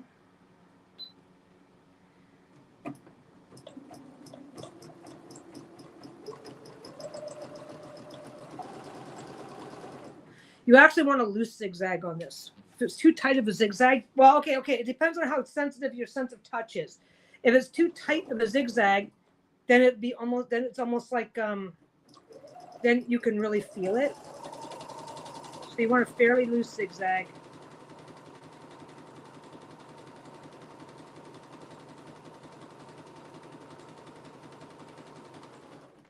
There we go. And now I have one big piece. Yay.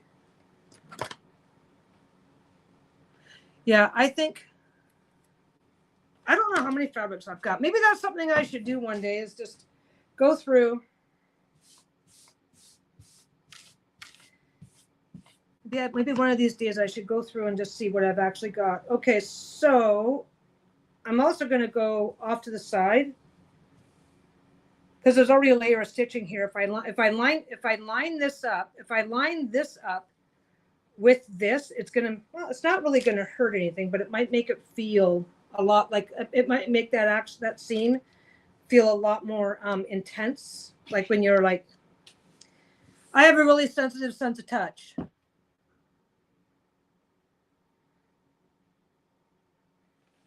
Oh, you want to see Peggy's fabrics? Oh my God. I will take, okay, let me get this going. Okay.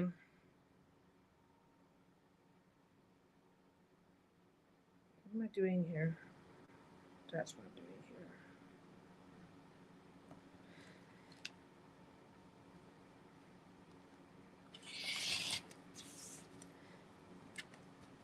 Now the unfortunate problem is that once this particular type of batting gets too small, I can't keep it. You can't really use that in a pillow, because if you ever wash the pillow, you're going to fuck it up with your batting really bad. Oh, okay, that goes like that. I might have to cut that first one again. I got my sizes mixed up. I thought it was 4.5 inches, and it's only 4 inches from the center.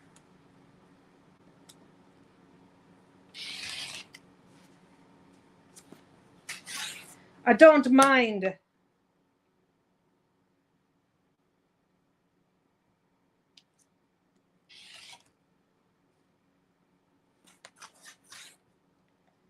And this one just has to go back to 4.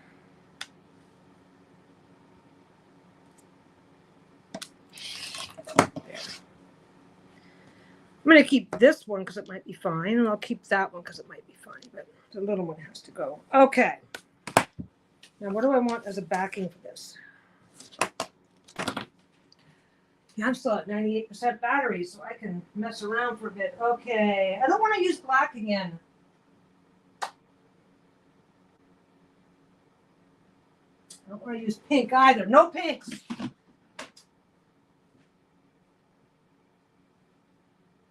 No, I don't want to use that either. Ooh, hey, that's from a layer cake.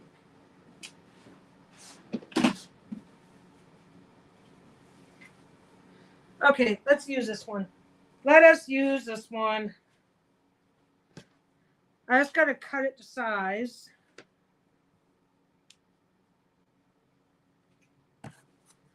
Okay, that's an inch. That's at least an inch.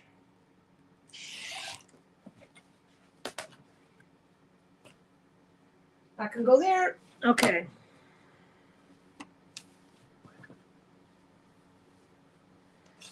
I got to turn the iron back on, and I don't want to.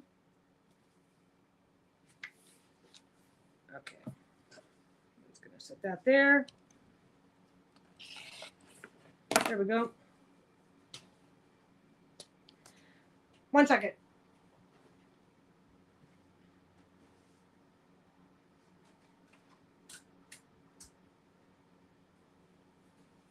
Get that out of the way.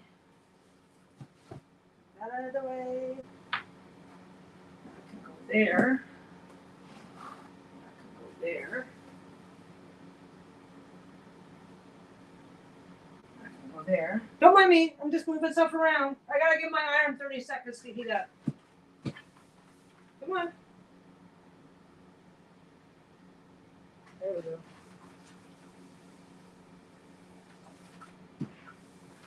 For some reason, I seem to think that if I can just do this right away, there we go. Come on. It's not very hot yet. I'm just being hopeful.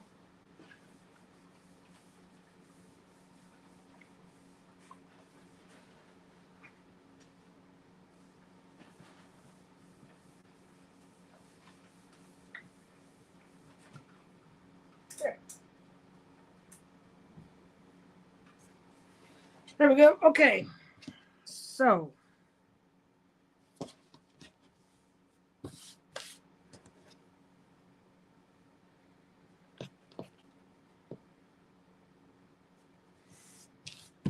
Now I always found that whenever I'm doing top stitching of any kind, I always found that there's always a tiny bit of shifting that happens. So I always just leave this a little extra big. And then I just add it after. So I am going to go down the purple. I'm just going to do one simple crisscross because I don't want to, I don't enjoy the feeling of a shit ton of stuff. Like I said, I'm using a heavier thread than most people use. So I'm not using a heavier thread for stitching. I'm using the same thread for top stitching as I do for piecing. So that's where I get my thing going. Okay, so the stitch in the ditch footage is on because I want to center it along the ditch without having to think too hard. Okay. Now, what do I pick? Oh, that looks cool.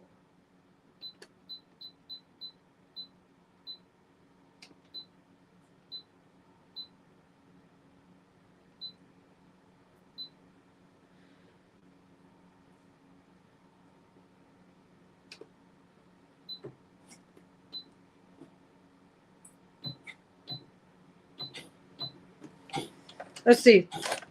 Let us see. You okay, Bobby? How you doing? Go get a drink of water. I have literally had to get up with this dumbass in the middle of the night and get him a drink of water and put something in it so he'll drink it. Oh, Denise, you came in. I saw you were commenting, and then I never bothered to even say hello. So hello.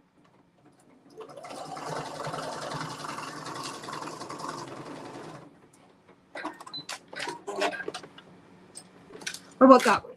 Do you like that one? That one looks kind of cool. Yeah. No, I have to, not milk, but I can't say too much, but I have to get a couple of somethings that he likes and then put it in with a little bit of water and then give that to him at like 2 o'clock in the fucking morning because he's up. Okay, that one looks cute. So we're going to go.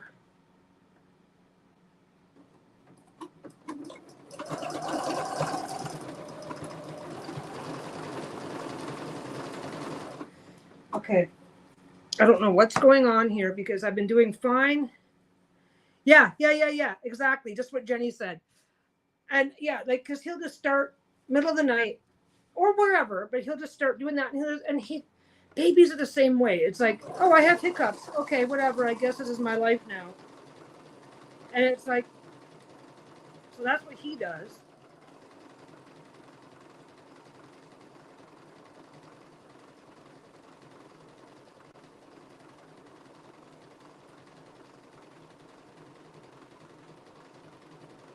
You know, this is going to be a little, the center isn't quite perfect, but I just followed through to the best of my ability. It's weird. I was doing really good without gloves all day today. You guys saw it. You witnessed it. You know.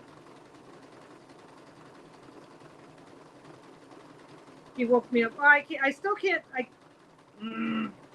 Mind you, the fact that there's noise happening means that he's probably up and about. Okay, I didn't go all the way to the center. Oh, I like how that's looking. Okay, Linda's on to something here, man. Why did you go backwards? You're supposed to go forwards.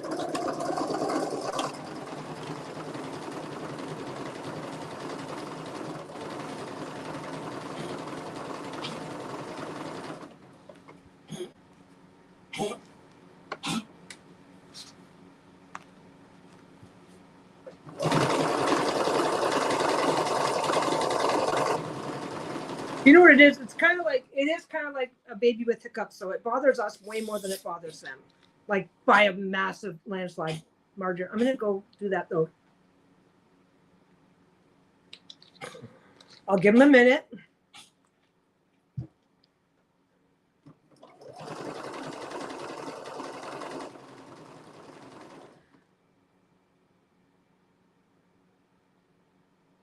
Yeah, exactly. Oh yeah, that's what he wants me to believe. I'm gonna go.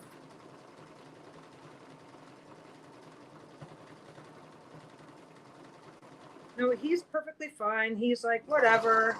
This is my life now. It's okay.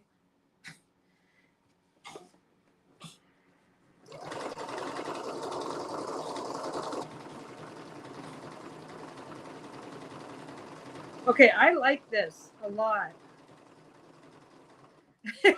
Yeah, pretty much. That's pretty much what's going on. Oh, you want to see how spoiled it gets? Is it if I don't do it right? He is a absolute whore for EGGS. You can tell. Oh, look at that on the back. Can you guys see it? You guys should be able to. Well, I'm got a very, very tiny screen, and then that's what it looks like. Oh, let me get that pin out. Okay, I like this. That's what it looks like on the front. So you can see it sticking out, going through the center, going exactly through the center. It's a little bit. I had to pop out and back in to get around where the points don't line up, but I don't think anybody's even going to notice that. Okay, I like this. I like this a lot. Now I just have to remember, keep doing it.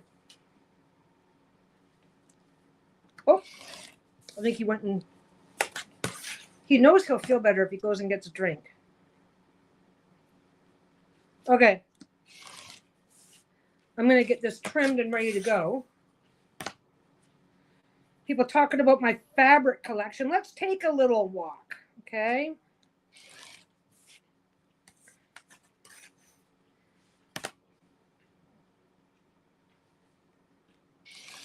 Now you're going to ignore the mess that is my bedroom.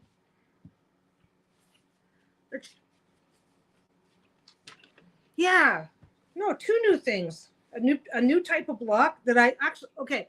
I will say that if I wasn't distracting myself with chit-chatting and stuff, which of course that's why I come on here, just so I can do exactly that. I probably could have got it done a lot faster.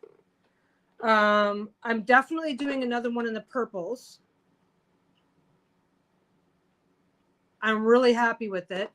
And this is, I like that too. Okay. Let's go on the field trip.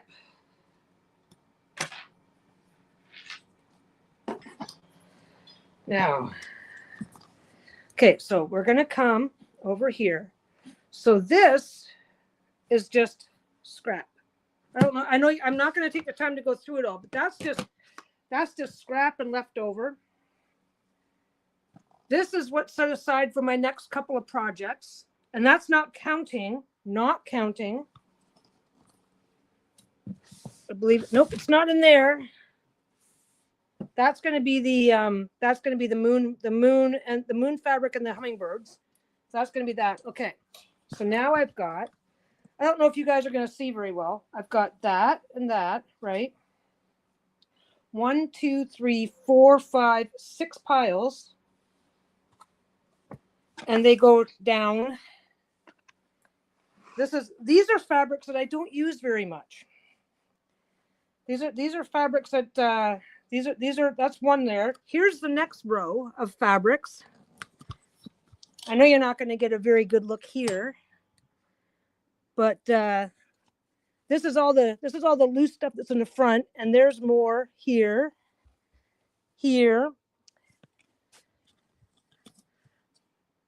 Whoops. I'm sorry for the seasickness. That's those two shelves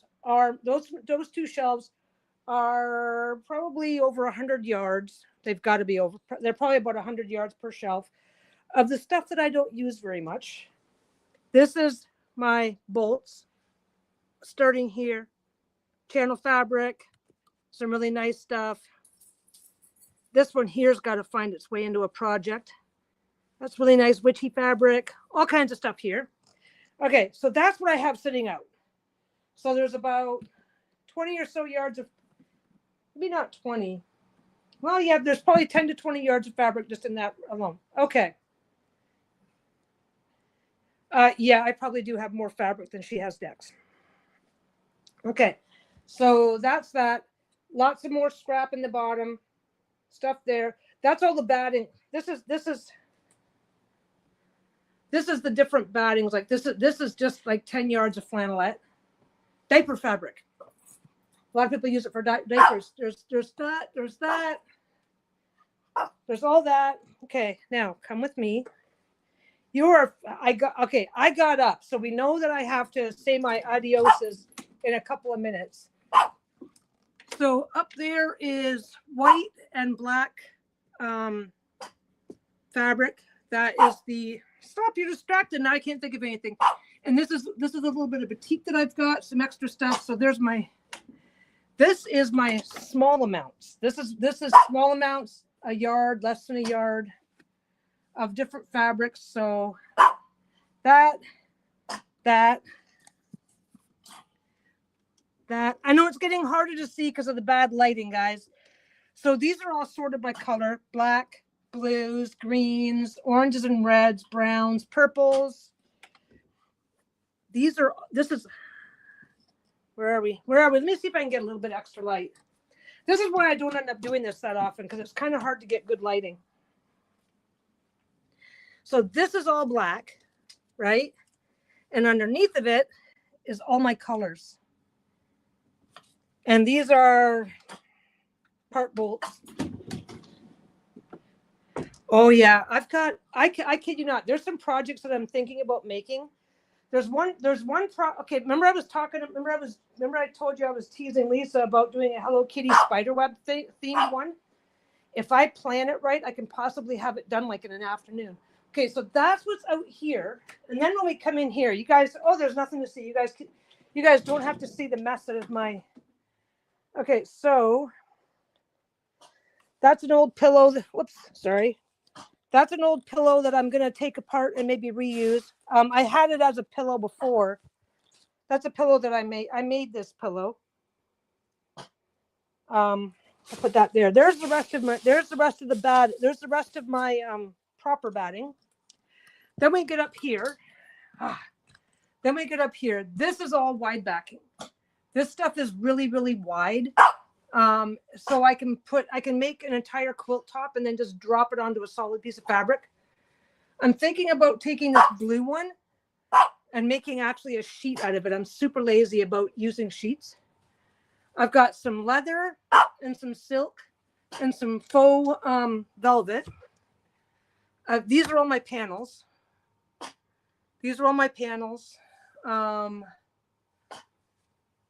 Some cool stuff, some fun stuff. This is toilet paper. That's my fabric. And then there is some more panels and some more yardage. I just before all this bullshit happened, I found, I'll show you a proper piece. Hi. And then there's a puppy. Anyway, my little monster man. So this is unicorn fabric. I have got like a bolt, almost 2 bolts of this, and this. Let's go. Let's keep Bruno moving so he doesn't. See, look, there's my living room. Yay! There's the monster. Look at this thing. It's bigger than I am. It's not heavy though. Just really weird. Okay.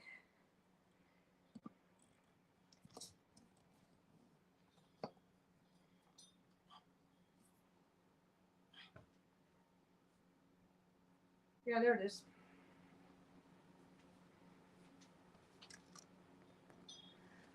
Just before the whole tariff started, okay. Yeah, sorry about the seasick, guys. There's no way to walk around and avoid stepping on the dog. And okay, I've got like 2 bolts of this. I am 2 bolts. So about 30 of these.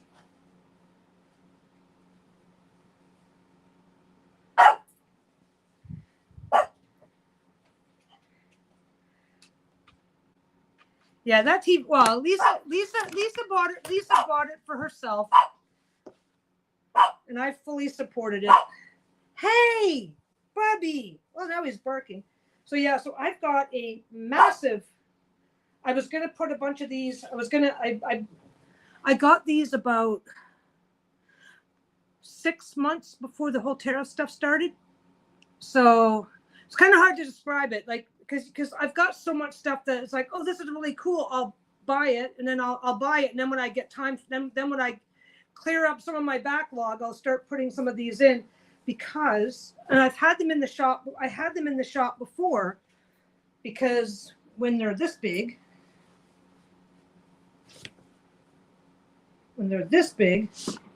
they are gorgeous reading cloths. You have the whole thing, and just take off a bit of the top and a bit of the bottom. They're gorgeous. Never got to do anything with them. Never got to do anything.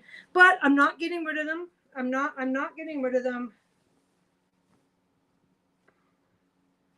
That's what I should do. See, now I gotta find somebody. I mean, if you're in Canada, oh. Yeah, because I can stick one of these in like a $3 envelope in Canada. I can't do that to the States, because everything in the States has to be declared and paid tariff on. But no, these turn out gorgeous. Actually, I'm thinking about because now that we've rearranged a bunch of stuff, I've got a section of wall over there. I don't think you can see it from here. Yes, you can. I've got a section of wall right there that this would hang up beautifully into. But the good news is that when I came across these, oh, something's loose. Oh, and I got to plug that back in. I'm only at 93. That's not bad. I'm thinking about making one and hanging it up over there. So that's one that I need to make over there. 4 or 5 short ones for over there. And then, yeah, I'm hanging on to them, because at the very least, I'm assuming that at some point there, once everything settles down, I should be at least able to get them, to send them out as gifts to anybody who wants to finish one themselves. But no, these are gorgeous. And I had some in the past, and I had some in the past in the shop, and I would put one in the shop and they'd be gone within 48 hours. Boom, just gone. And it's like, oh, that so sucks. But anyway. Yeah. Well, here's the thing. It's like, okay, that's what I was doing forever and ever and ever. And then the tariffs started. Tariffs and policy changes on both sides of the border, postal strike issues, even now. And I'll tell you right now, I don't know if it's my imagination or not, but the postal service up here, ever since they signed that new contract, has just tanked. It's like people are talking. okay, people in my Etsy group who are already angry with the whole situation, but they're talking about how their Canada Post package go missing all the time. But yeah, that would make a great. See what I'm thinking about doing. Hey, what I'm thinking about doing is, well, come here then. Is just hemming it. Hem it and call it a day. What you doing? Okay, now for this, I can't finish this with. I'll beat your ass. He doesn't believe me. I don't know why.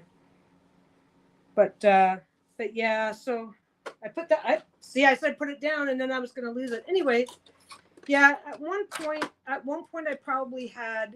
I want to do some mental math, but I'm afraid to, because like I've got part bolts of stuff. I've probably easily got 500 or 600 yards of fabric kicking around this house right now. Yes, that's exactly it, Jenny. He knows he is as safe can be, and that I would never. So it's like, bully. He's a little bully, is what he is. Whoa! I was just thinking I would just get this one finished while I got it. Okay, let's get over there. We don't want to be that close to the edge. Anyway, no, he's a big old bully. But no, I'm not getting rid of that because I can't return it. Stuff's gonna settle down sooner or later. I think if I were to just, hem it without putting a back on it, that'll reduce the weight. Because unfortunately, when you go over 100 grams, the cost of mail changes. So I was thinking about just hemming them and then sending a few out as gifts and see how that works. Because I have no problem sending stuff to people. But once it gets over a certain weight and certain limitations get hit, then that kind of changes everything. I'm not going to go back to the corner on that one. But anyway, no, I mean, okay, and here's the thing. I'm like 61 now. My wife desperately wants me to stay retired. I'm bored though. That's part of my problem is that I'm really bored. So I might end up just making a stockpile of finished stuff. And then if there's ever a chance to reopen the shop, just do that. But I have no idea how that's going to go. I like sewing, but you know what? I also like not having to worry about it. Honestly, this is just a personal choice that I'm debating. But yeah, I was thinking about maybe just hemming them. I was thinking about just hemming a bunch up, cutting them to the size that I prefer, hemming them, and then doing some giveaways or doing something, but I'll figure it out. I'll figure out something to do with them. But well, there's also a market. Yeah, I'm just going to stick with what I love, right? I don't need to be selling stuff and I don't need to be making money. I'm also doing some math. Because everything's already been paid for, like, okay, I never whipped out my credit card to go buy fabric. It's like, oh, I made $100 this week. Let's go out for dinner. And then whatever's left, I'll buy some fabric with, stuff like that, right? So I never put myself in debt for my fabric. I could actually technically, because this is now stockpile, I could technically keep similar or lower prices. I don't know how much lower. Do you have market to? Yeah, we have a witchy flea market around here, but I don't know. I can probably get rid of some of it at a witchy flea market, but I won't. I'm not going to try that hard because you just don't get the same prices at a flea market as you do at a craft market, and there's no point in doing a craft market unless you can really bring in some volume. Yeah, they'll find the right home sooner or later. No, if a craft market, you charge higher. You can get higher prices from a craft market, which is fine, but it costs a lot. I'm like, it's crazy how much it costs to get your stuff in a craft market. There, so that's done. That's the back. That's the front. And I think that pins it down enough so that nothing is going to move. Nothing's going to move in any significant way to open up these seams. That's what I'm always worried about. I'm always worried about if something's got too much motion in it, that eventually the seams will fray into the inside and get fucked up. Yeah, I work part-time in a fabric store just to get the discounts and to get first dibs. Honestly, if I could deal with the standing, I'd do it, but I can't do the standing. My knee's all fucked up, and I know that sometimes I'm a little gimpy walking around the house here, right? My knee's all fucked up, but my knee's all fucked up so that as long as I am doing things right, I can walk mostly normal most of the time. But if I'm doing something that keeps me up on my feet, I get really fucked up really fast. Because if today's your scheduled work day and you're up on your feet for 4 to 6 hours on a day when you should actually be resting, then you're fucked up for the next day. Then you're fucked up the day it happens, the next day, and maybe the day after. But then you have another shift again. You're not getting over it. Man, I was just like dragging that leg. It was not fun. So if I could get a job where if I could get like a cashiering job where they let you sit, I'd be fine. Because I can count to 100. I did cashiering for years, and I was really good at it. Cashiering sounds simple, but you're handling a lot of money. It's a very high trust position, so they really are very careful in what they look for somebody who's handling all the money.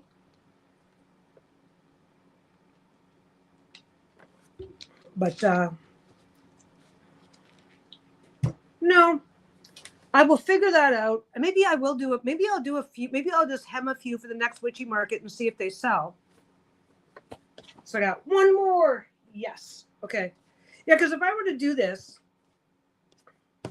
because see, when I did them for the shop, yeah, people to chat with. Honestly, the biggest problem around here is all the cashiering.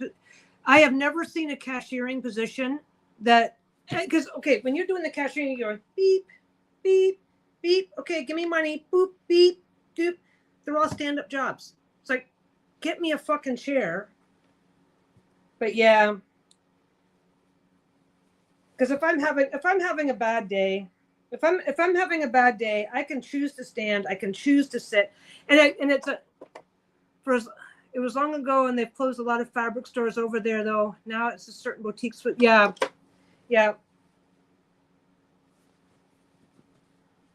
Well, whereabouts are you, Denise? Yeah, see, this is what I do. I take it to here, just above. This is where I was. Okay, this is what I was doing for the shop, just above to about here, and then taking off the black, getting just inside that gold banner was perfect. Oh, Madison, Wisconsin. Yeah, it's kind of funny because when I first started to sew and get a bunch of deck bags, really good sew on for the shop, and then when you're able to upload them, that way you won't be bored. Well, that's what this is for. You guys get to keep me company. No, I mean, I make it sound quite dramatic, and it's not dramatic as long as I'm not overdoing it, right? So it's like that thing where you go like, oh yeah, I got this issue. It's not a big deal because I don't it's not that big of a deal because I don't agonize about, God, I'm being fucking lazy today. Okay. That's about right. But now see, what I will sometimes do is save that. And if I get lucky on the cutting, I'll sometimes save the planets across the bottom, but they don't really. I will just say that for my own purposes, trimming this off just works better for what I want to see.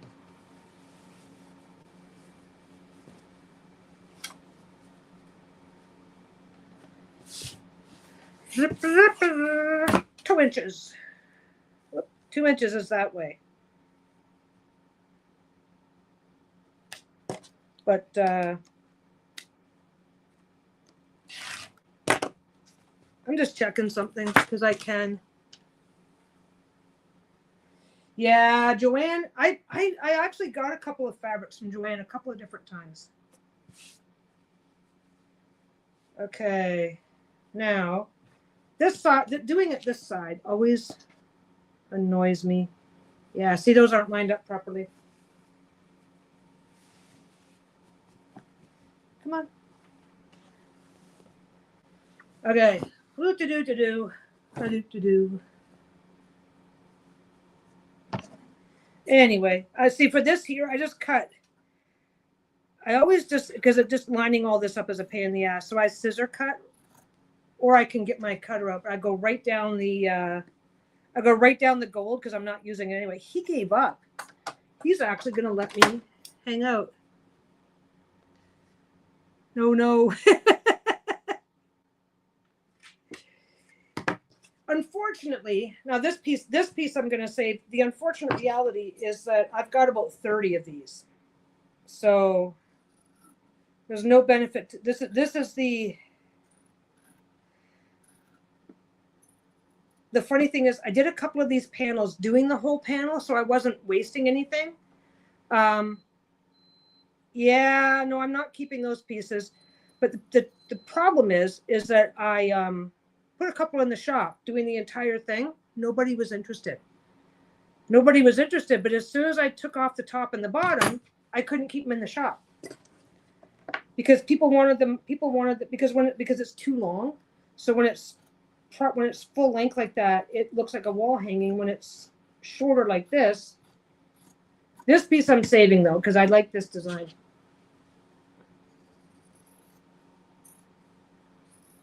There we go. That piece goes up there. I'm not throwing. Oh no, I'm not throwing. Oh, you thought I was throwing away this? I'm not throwing away this. No.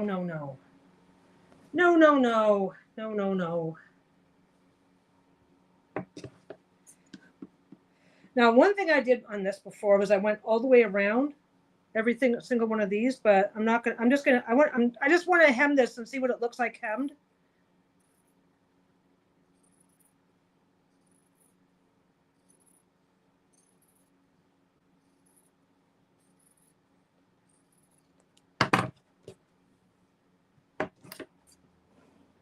Not trying very hard because I don't have to, but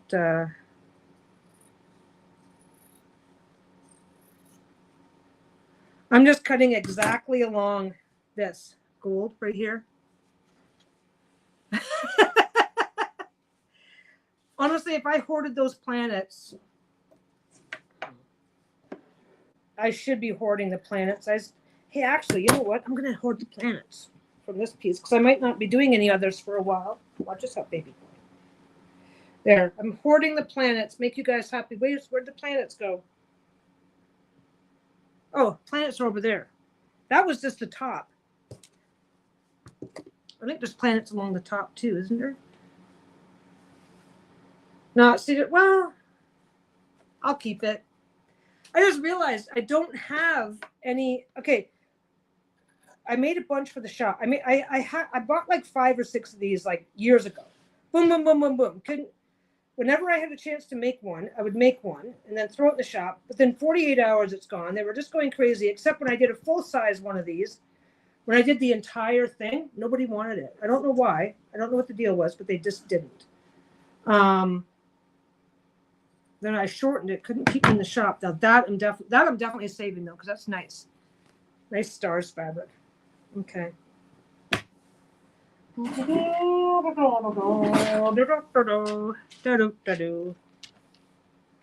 Ah.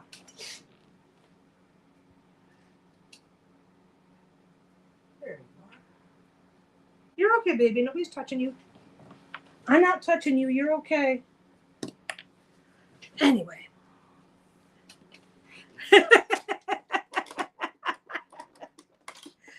Oh yeah, I'm halfway through a block and the machine decided to give me a hard time. Everybody kind of freaked out just the tiniest bit.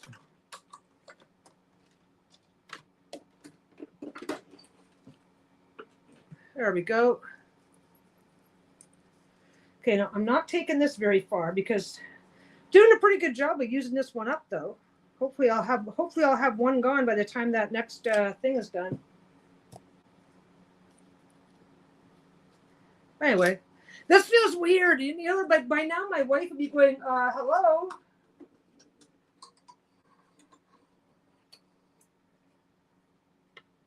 Okay. Oh, do it right. That would be helpful.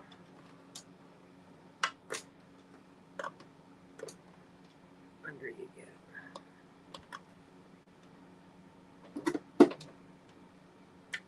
There we go. Yeah, I did a block called Card Trick. No, I cannot party all night because I have to eat soon. Then he's gonna want more. I don't know why he went and gave up, because he never gives up. He is the Buzz Lightyear of dogs. Never give up, never surrender. Okay. I know there's better ways to do the, you know what? If I did this, yeah, you guys can keep me company. Well, if you do that, though, it's going to turn into a mukbang eventually, because I've got to eat soon. Okay, no, I am not going to kill myself over this. In theory, there we go, that'll be fine. Oh, that is almost perfectly fine. Perfect.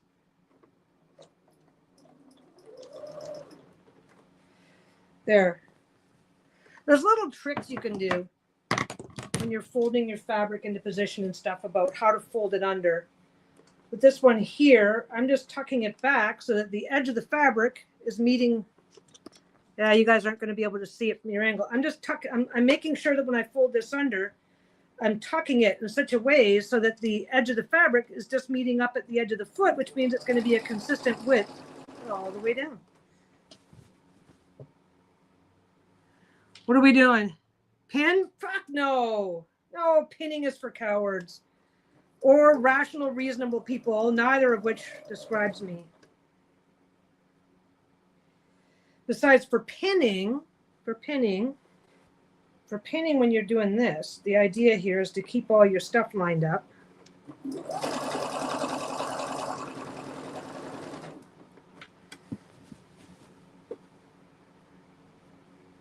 I don't know how to describe this, but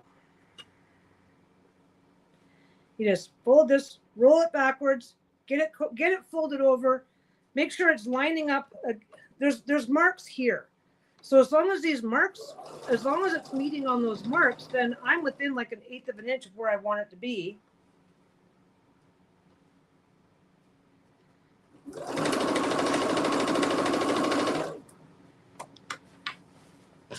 Get out of there. Where's the other glove? I have another glove. There it is. I need my Michael Jackson gloves to be handy.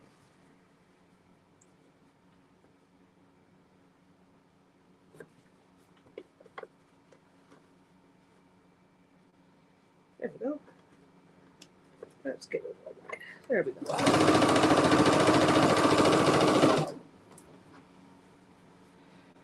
Da, da, da, da, da, da, da, da, da. Really cool thing about fabric is that it likes to create its own straight lines. And I don't care if it's perfect.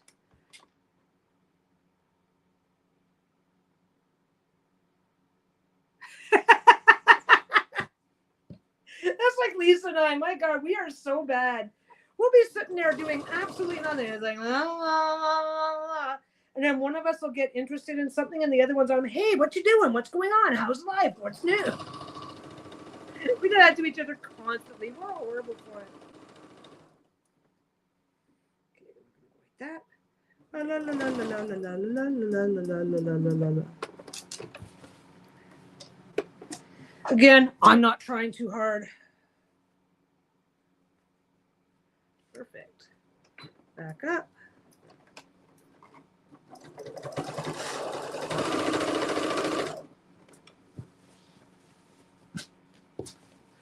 As much as a person out there learning how to sew who's only ever watched Peggy, their mind is going to be blown when they find out about pins. Absolutely. Okay, but here's the thing. I use pins constantly. there's certain types of sewing that if you don't use pins, you're making a critical, horrible mistake. Then there's other kinds of sewing that once you get the hang of what you're doing, you can just kind of pop it on and just go. Like this is just this. Okay, this is a simple basic hem on something that it's okay if it's not perfect. So, but also like when you're pinning something like this would mean also stopping to measure, and I've already got something to measure against right here, so I'm fine.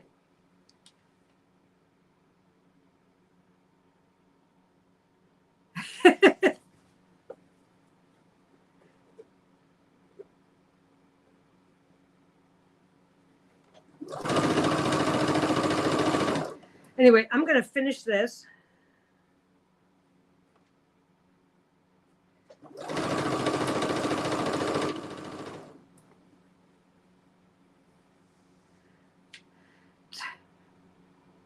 Wait. It's not just put out on her, so yeah.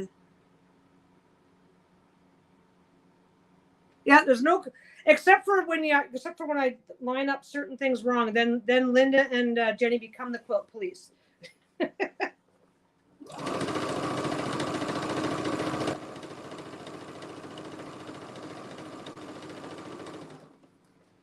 kind of that, you know what, for anybody who drives, right? It's like, it's the same comparison to say, well, when you're driving, how do you know that you're going this? How do you know that you're going under? How do you know that you're matching the speed limit if you're not constantly checking your speedometer, right? Well, you get used to it. You just get used to it. So I kind of got used to knowing where. It's like, oh yeah, this is within tolerance. So as long as I'm folding it, as long as the way I'm folding it keeps it within tolerance, I can be a little lazy about it. And it's like that's kind of what's going on here. When I first started, I pinned everything. I triple and double checked everything, and then you just kind of figure out where you can get away with stuff. For the adventure quilt, I'm not worrying about it. I'm not worrying about it too much for the adventure quilt because that's part of the fun. Is if I make it too tedious, I won't do it. And pinning can really slow you down, right? I just want to show you guys how it looks like. I want to show you guys how this looks. Maybe do a quick giveaway if you'll stop harassing me.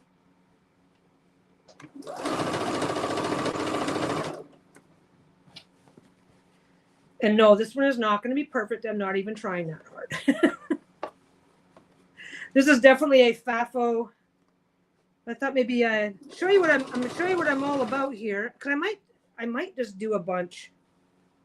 I wanted to time myself, honestly, because we got chatting about markets.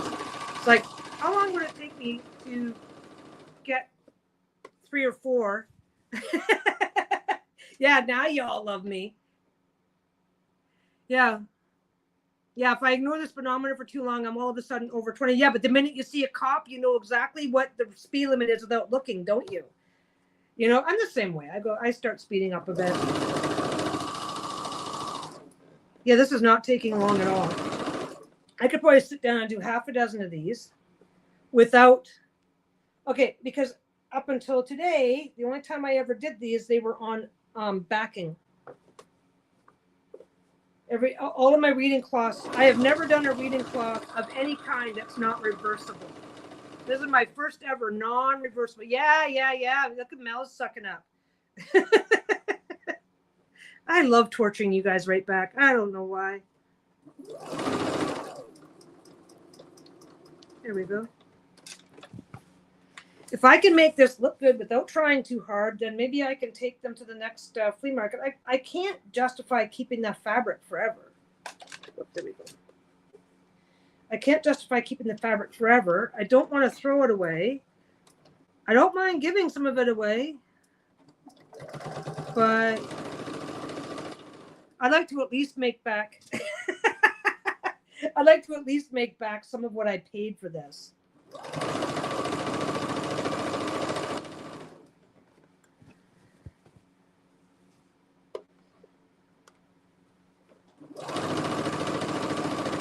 Yeah, this isn't too bad, and I feel like I'm staying.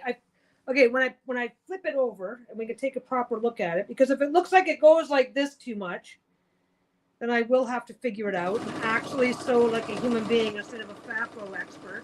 Mind you, I am a FAFO expert, so I don't know why I should change that now. There we go.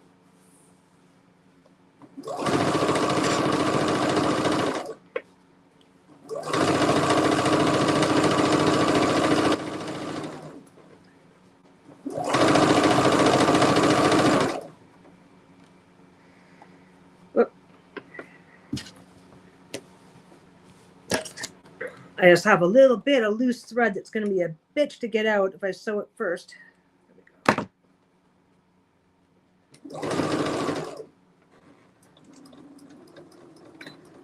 Okay, that was like not even 15 minutes.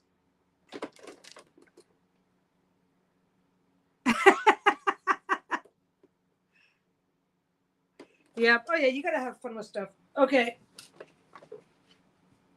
Oh, he has just gone right back to sleep. My little guy. There we go. Let's get some perspective and try not to shake the crap out of that. There we go. So it's not perfectly square, but it's a lot more square now. See? So that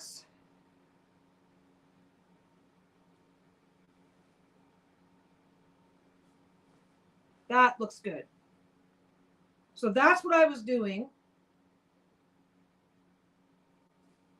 Got all the circles, all the moon, and by the way, the circles around the edges are all moon phases. So yeah. Yeah, okay.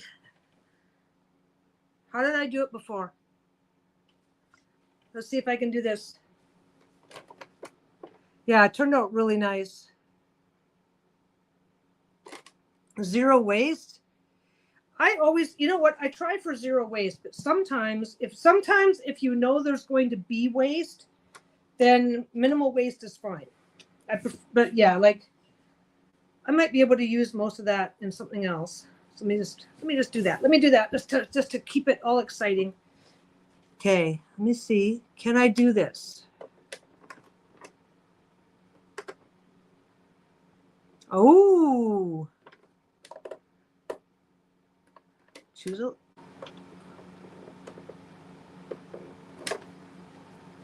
Okay.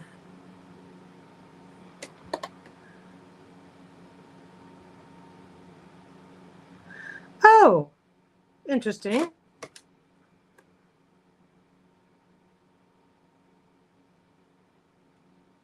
Okay. Just a minute, guys. I'm on a separate screen here.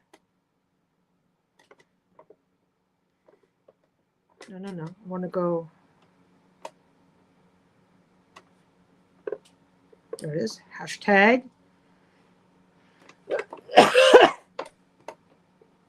There we go. Hashtag FAFO. FAFO. Let me see. Okay, start collecting comments.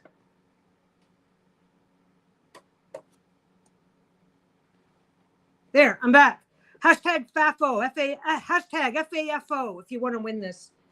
I'll ship it to anywhere. This is going to be lighter, so it's actually going to be something I can kind of afford.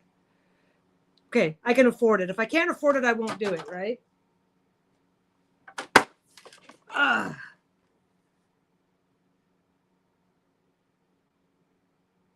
Oh, yeah, I had to go do the giveaway. I have to.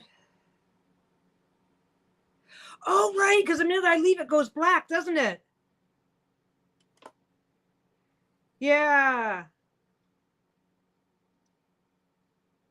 I think I took a picture on my phone, then showed you the picture. Because I'll go black. It'll go black again when I go over. I'll give you guys a minute. I'll be right back.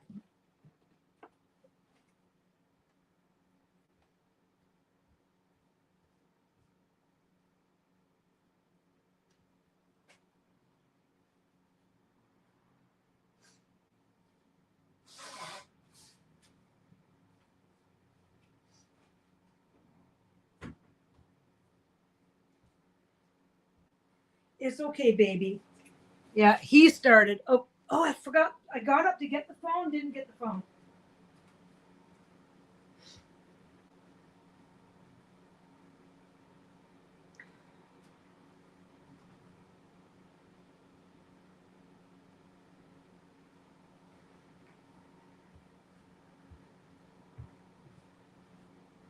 know, baby, you're fine.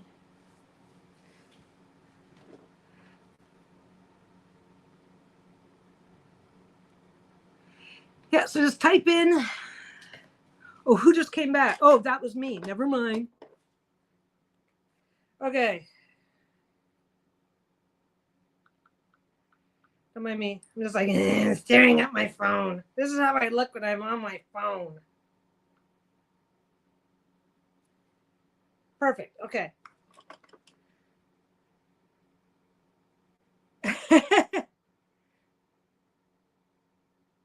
No, Lisa didn't call. No. I'm gonna take a picture. I'm gonna go back over to the other screen because now that it's set up on my tablet, I can't change it.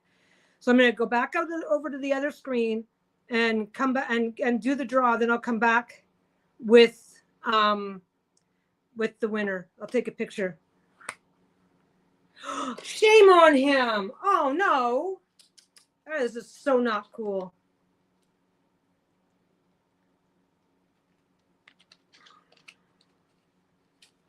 Yeah, so so your screen is gonna go black because it won't show me when I move over to the other screen. So I'm gonna go over to the other screen. Has everybody had a chance? I'm gonna go over to the other screen, do the giveaway, get a picture of it, and come back and we'll announce the winner.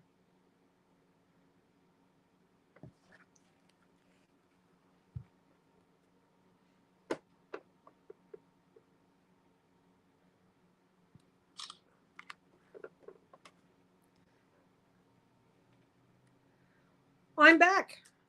I am back. Okay, now I know you guys are going to be mad. Did it go that way? Jenny won. The biggest troublemaker in the group won. And I'm so sorry to everybody else, but that's okay. Jenny's pardon me. I'm belching while I'm talking though, so that helps. No. Congratulations, Jenny. I'm pretty sure we've got your address already, don't we? Yep, you get it. See?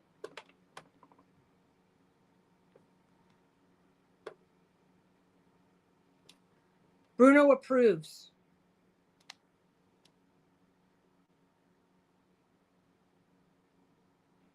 Bruno now also has rice on his nose when you eat butter chicken. This is how I've been eating dinner. This is what I've been eating dinner. Yeah, that's what I was saying, Mel. It's like, I don't know who the fuck did that, but Jenny does work hard. But we also, it's also our job. It is our job to tease the crap out of her. Yeah, this is how Bruno likes butter chicken. So this is how I've been eating my dinner all week. Well, I haven't been having butter chicken all week, but that's what I had when I got those photos. Anyway, I think, do we have your address, Jenny? I can't remember. I don't think we do. I will have to go look. So you get this. So your job. The funny thing is, you know what? It's funny. Like you guys have seen me, the way me and Lisa tease each other on the channel, right? The funny thing is that there are people that I will not tease because I know that they don't find it amusing. And it's kind of funny because it's really easy to go, oh my gosh, he teases him. Okay, nobody. I don't think anybody's ever gotten mad at me for it. But it's kind of weird how you do that, right? You kind of figure out, and it's not who can take it because it's not. If it was just like, oh, you're taking it, it's like no. If you're not enjoying it, I'm not doing it. Even like okay, if Jenny were to come in and go, I've had an absolutely shit day and I'm in a bad mood, and that's like okay, fine, no problem, no teasing. Anyway, so that's what you get. Let me just double check one thing. It's a FAFO project, you know it. Yeah, pretty good. Pretty good. Everything's pretty straight. It's obviously off. It's obviously off a little bit. Yeah, if you could. I cannot remember. Wait. I cannot remember. Yeah, exactly. Teasing, as long as both parties are laughing, then it's fine. If only one person's laughing, then it's not teasing now, is it? Mind you, if Lisa's had a bad day, it's very pretty. Yeah, go ahead and PM me. Because I can't remember. I thought we've sent you something before, but Lisa's not here for me to double check. So, mind you, I can still hunt you down later. Either way. Anyway, yeah, it's not a perfect square. I knew that going in, but you'll never know. You'll never. Okay, unless you're folding it up and double checking every single piece of it, you will never know.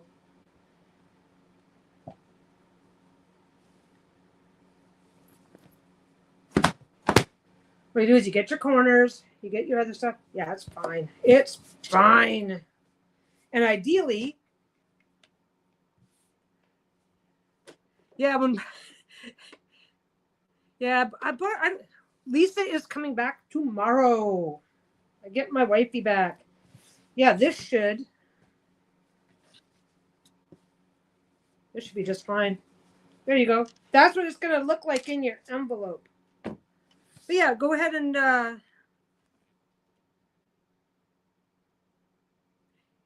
thanks. Yeah, Denise says, you two, I have a dry humor, so almost everything goes, but you two are hysterical in the best way, and that shows self-confidence in each other. Exactly. Well, here's the thing. Lisa really enjoys the teasing humor, too. As long as I know when to stop, or will stop immediately when asked, and we have no, there's been, okay. In the real world, there's always going to be a couple of times where you go, that's not funny today, or not that topic, or whatever, right? And we do a really good job of navigating that, so that even though it looks like we're just going, even though it looks like I'm teasing the crap out of her, it's like, oh, I'm staying within the rules, right? But yeah, it's kind of funny. It's kind of funny how that works, because I think I came across something. Yeah. Oh, yeah. I think I came across something a couple of days ago about somebody. That's just my sense of humor. It's like that's just my sense of humor. If you're mutually agreeing, but if it's like if somebody's going, you're a fucking asshole. That's just my sense of humor. Then it's not funny. Anyway, why don't you two go on vacation? Okay, Lisa's on a girls' trip with Danny Mystic and Dawn Michelle because they're good friends behind the scenes. So it's a girls' trip, and I'm not a girly girl. So as much as I would have enjoyed myself, there's no reason for me to prioritize wanting to be on this trip. I said that. I think I said it right. Dawn and Danny are both great people. I like them both. But it's kind of like if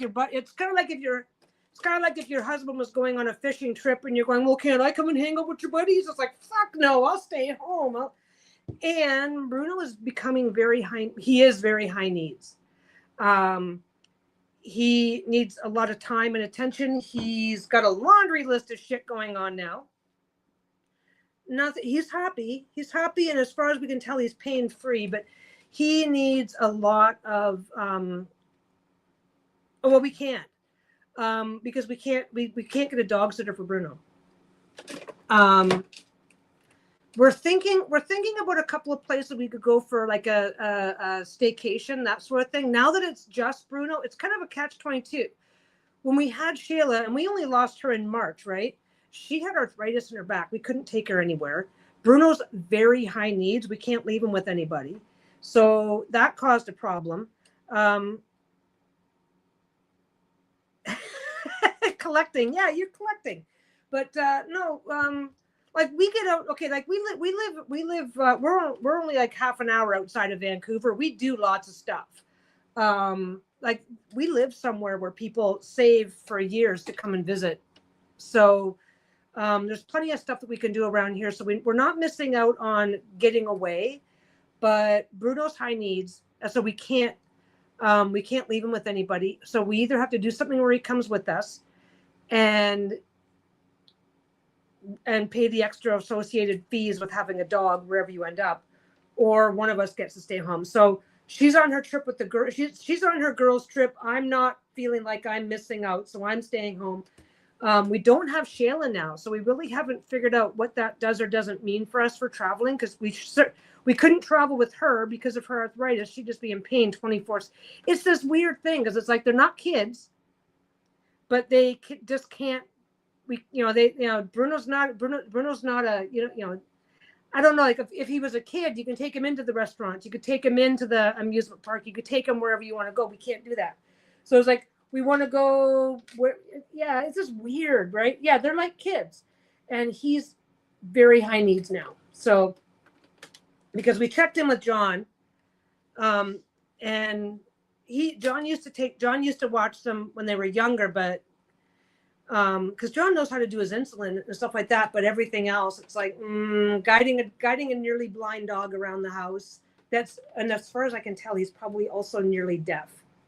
So this is too high a needs. Yeah, no teeth, half blind, diabetic, vitamin deficiency, possibly going deaf, possibly dementia. Oh, and he's got bad knees, so he'll just be la la la la la, and then he'll just suddenly fall down once in a while. The vitamin deficiency I don't think I ever updated you guys on this. His vitamin deficiency is very, we found out that he has vitamin D deficiency, right? Well, he was having two types of issues. He would just be like, and all of a sudden one of his legs would give out or whatever. That's still happening. But the other one that he was having that looked almost like a seizure, because he would just start getting muscle tremors, that's gone. All of it is completely gone now. So the vitamin D didn't fix all of it, but the actual, like, just all of a sudden, it was like it looked at a glance, it was like, oh my God, is he having a seizure? He wasn't having a seizure, but he was having intense muscle spasms. They're gone. The vitamin D supplements actually put a stop to that. He stopped. We got him on the vitamin D, and about a week later, it was just that he never had another one after the first week of being on it. And I'm not sure if I ever updated you guys properly on that, but I probably shouldn't finish this. I'll be up all night. Yeah, he's doing fine. He's very needy, but he's also, oh yeah, he is this my buddy. He's laying right here right now. Hey, puppy. Hi, wanna come say hi for a minute? Come here. Oh, gotcha. There. He's just woke up. Every now and again, when I've got him up, he'll do like that. He'll bob his head a bit. That's the muscles not wanting to work very well, but he's pretty comfortable. Oh my God, yeah. Oh yeah, about the vitamin D. Yeah, because he was getting. There's the muscle spasms that you get. That's almost like a cramp. Then there's the one where it's just triggering, right? Yeah, that turned out to be a vitamin D deficiency.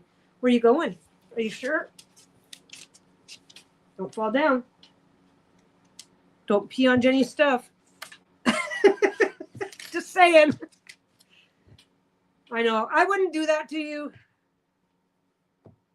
Where's my boy? He's not. He was sound asleep like a minute ago. He was sound asleep.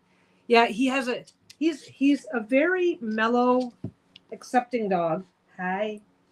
He's very mellow and accepting of everything in his life. He can still see, but the one eye is definitely like maybe some shadow. The other eye is declining. There we go. He likes to wrestle. He wrestles. He will not wrestle with a human being. The worst he'll do for wrestling is you go, and then he'll go, and that's it. That's his wrestling. While cuddling, you have to cuddle him while you do it. That's the only way he'll wrestle. Is if you're gently cuddling and just going doo doo doo. That's rah rah rah rah rah. Yeah. Okay. You're not awake yet.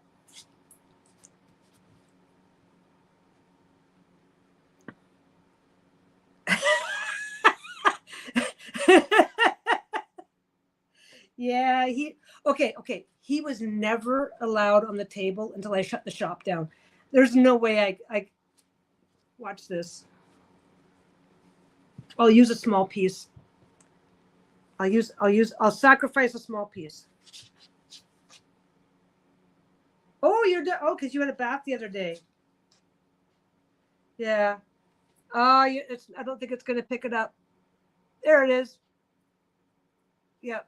He is a champion shedder. He sheds like crazy.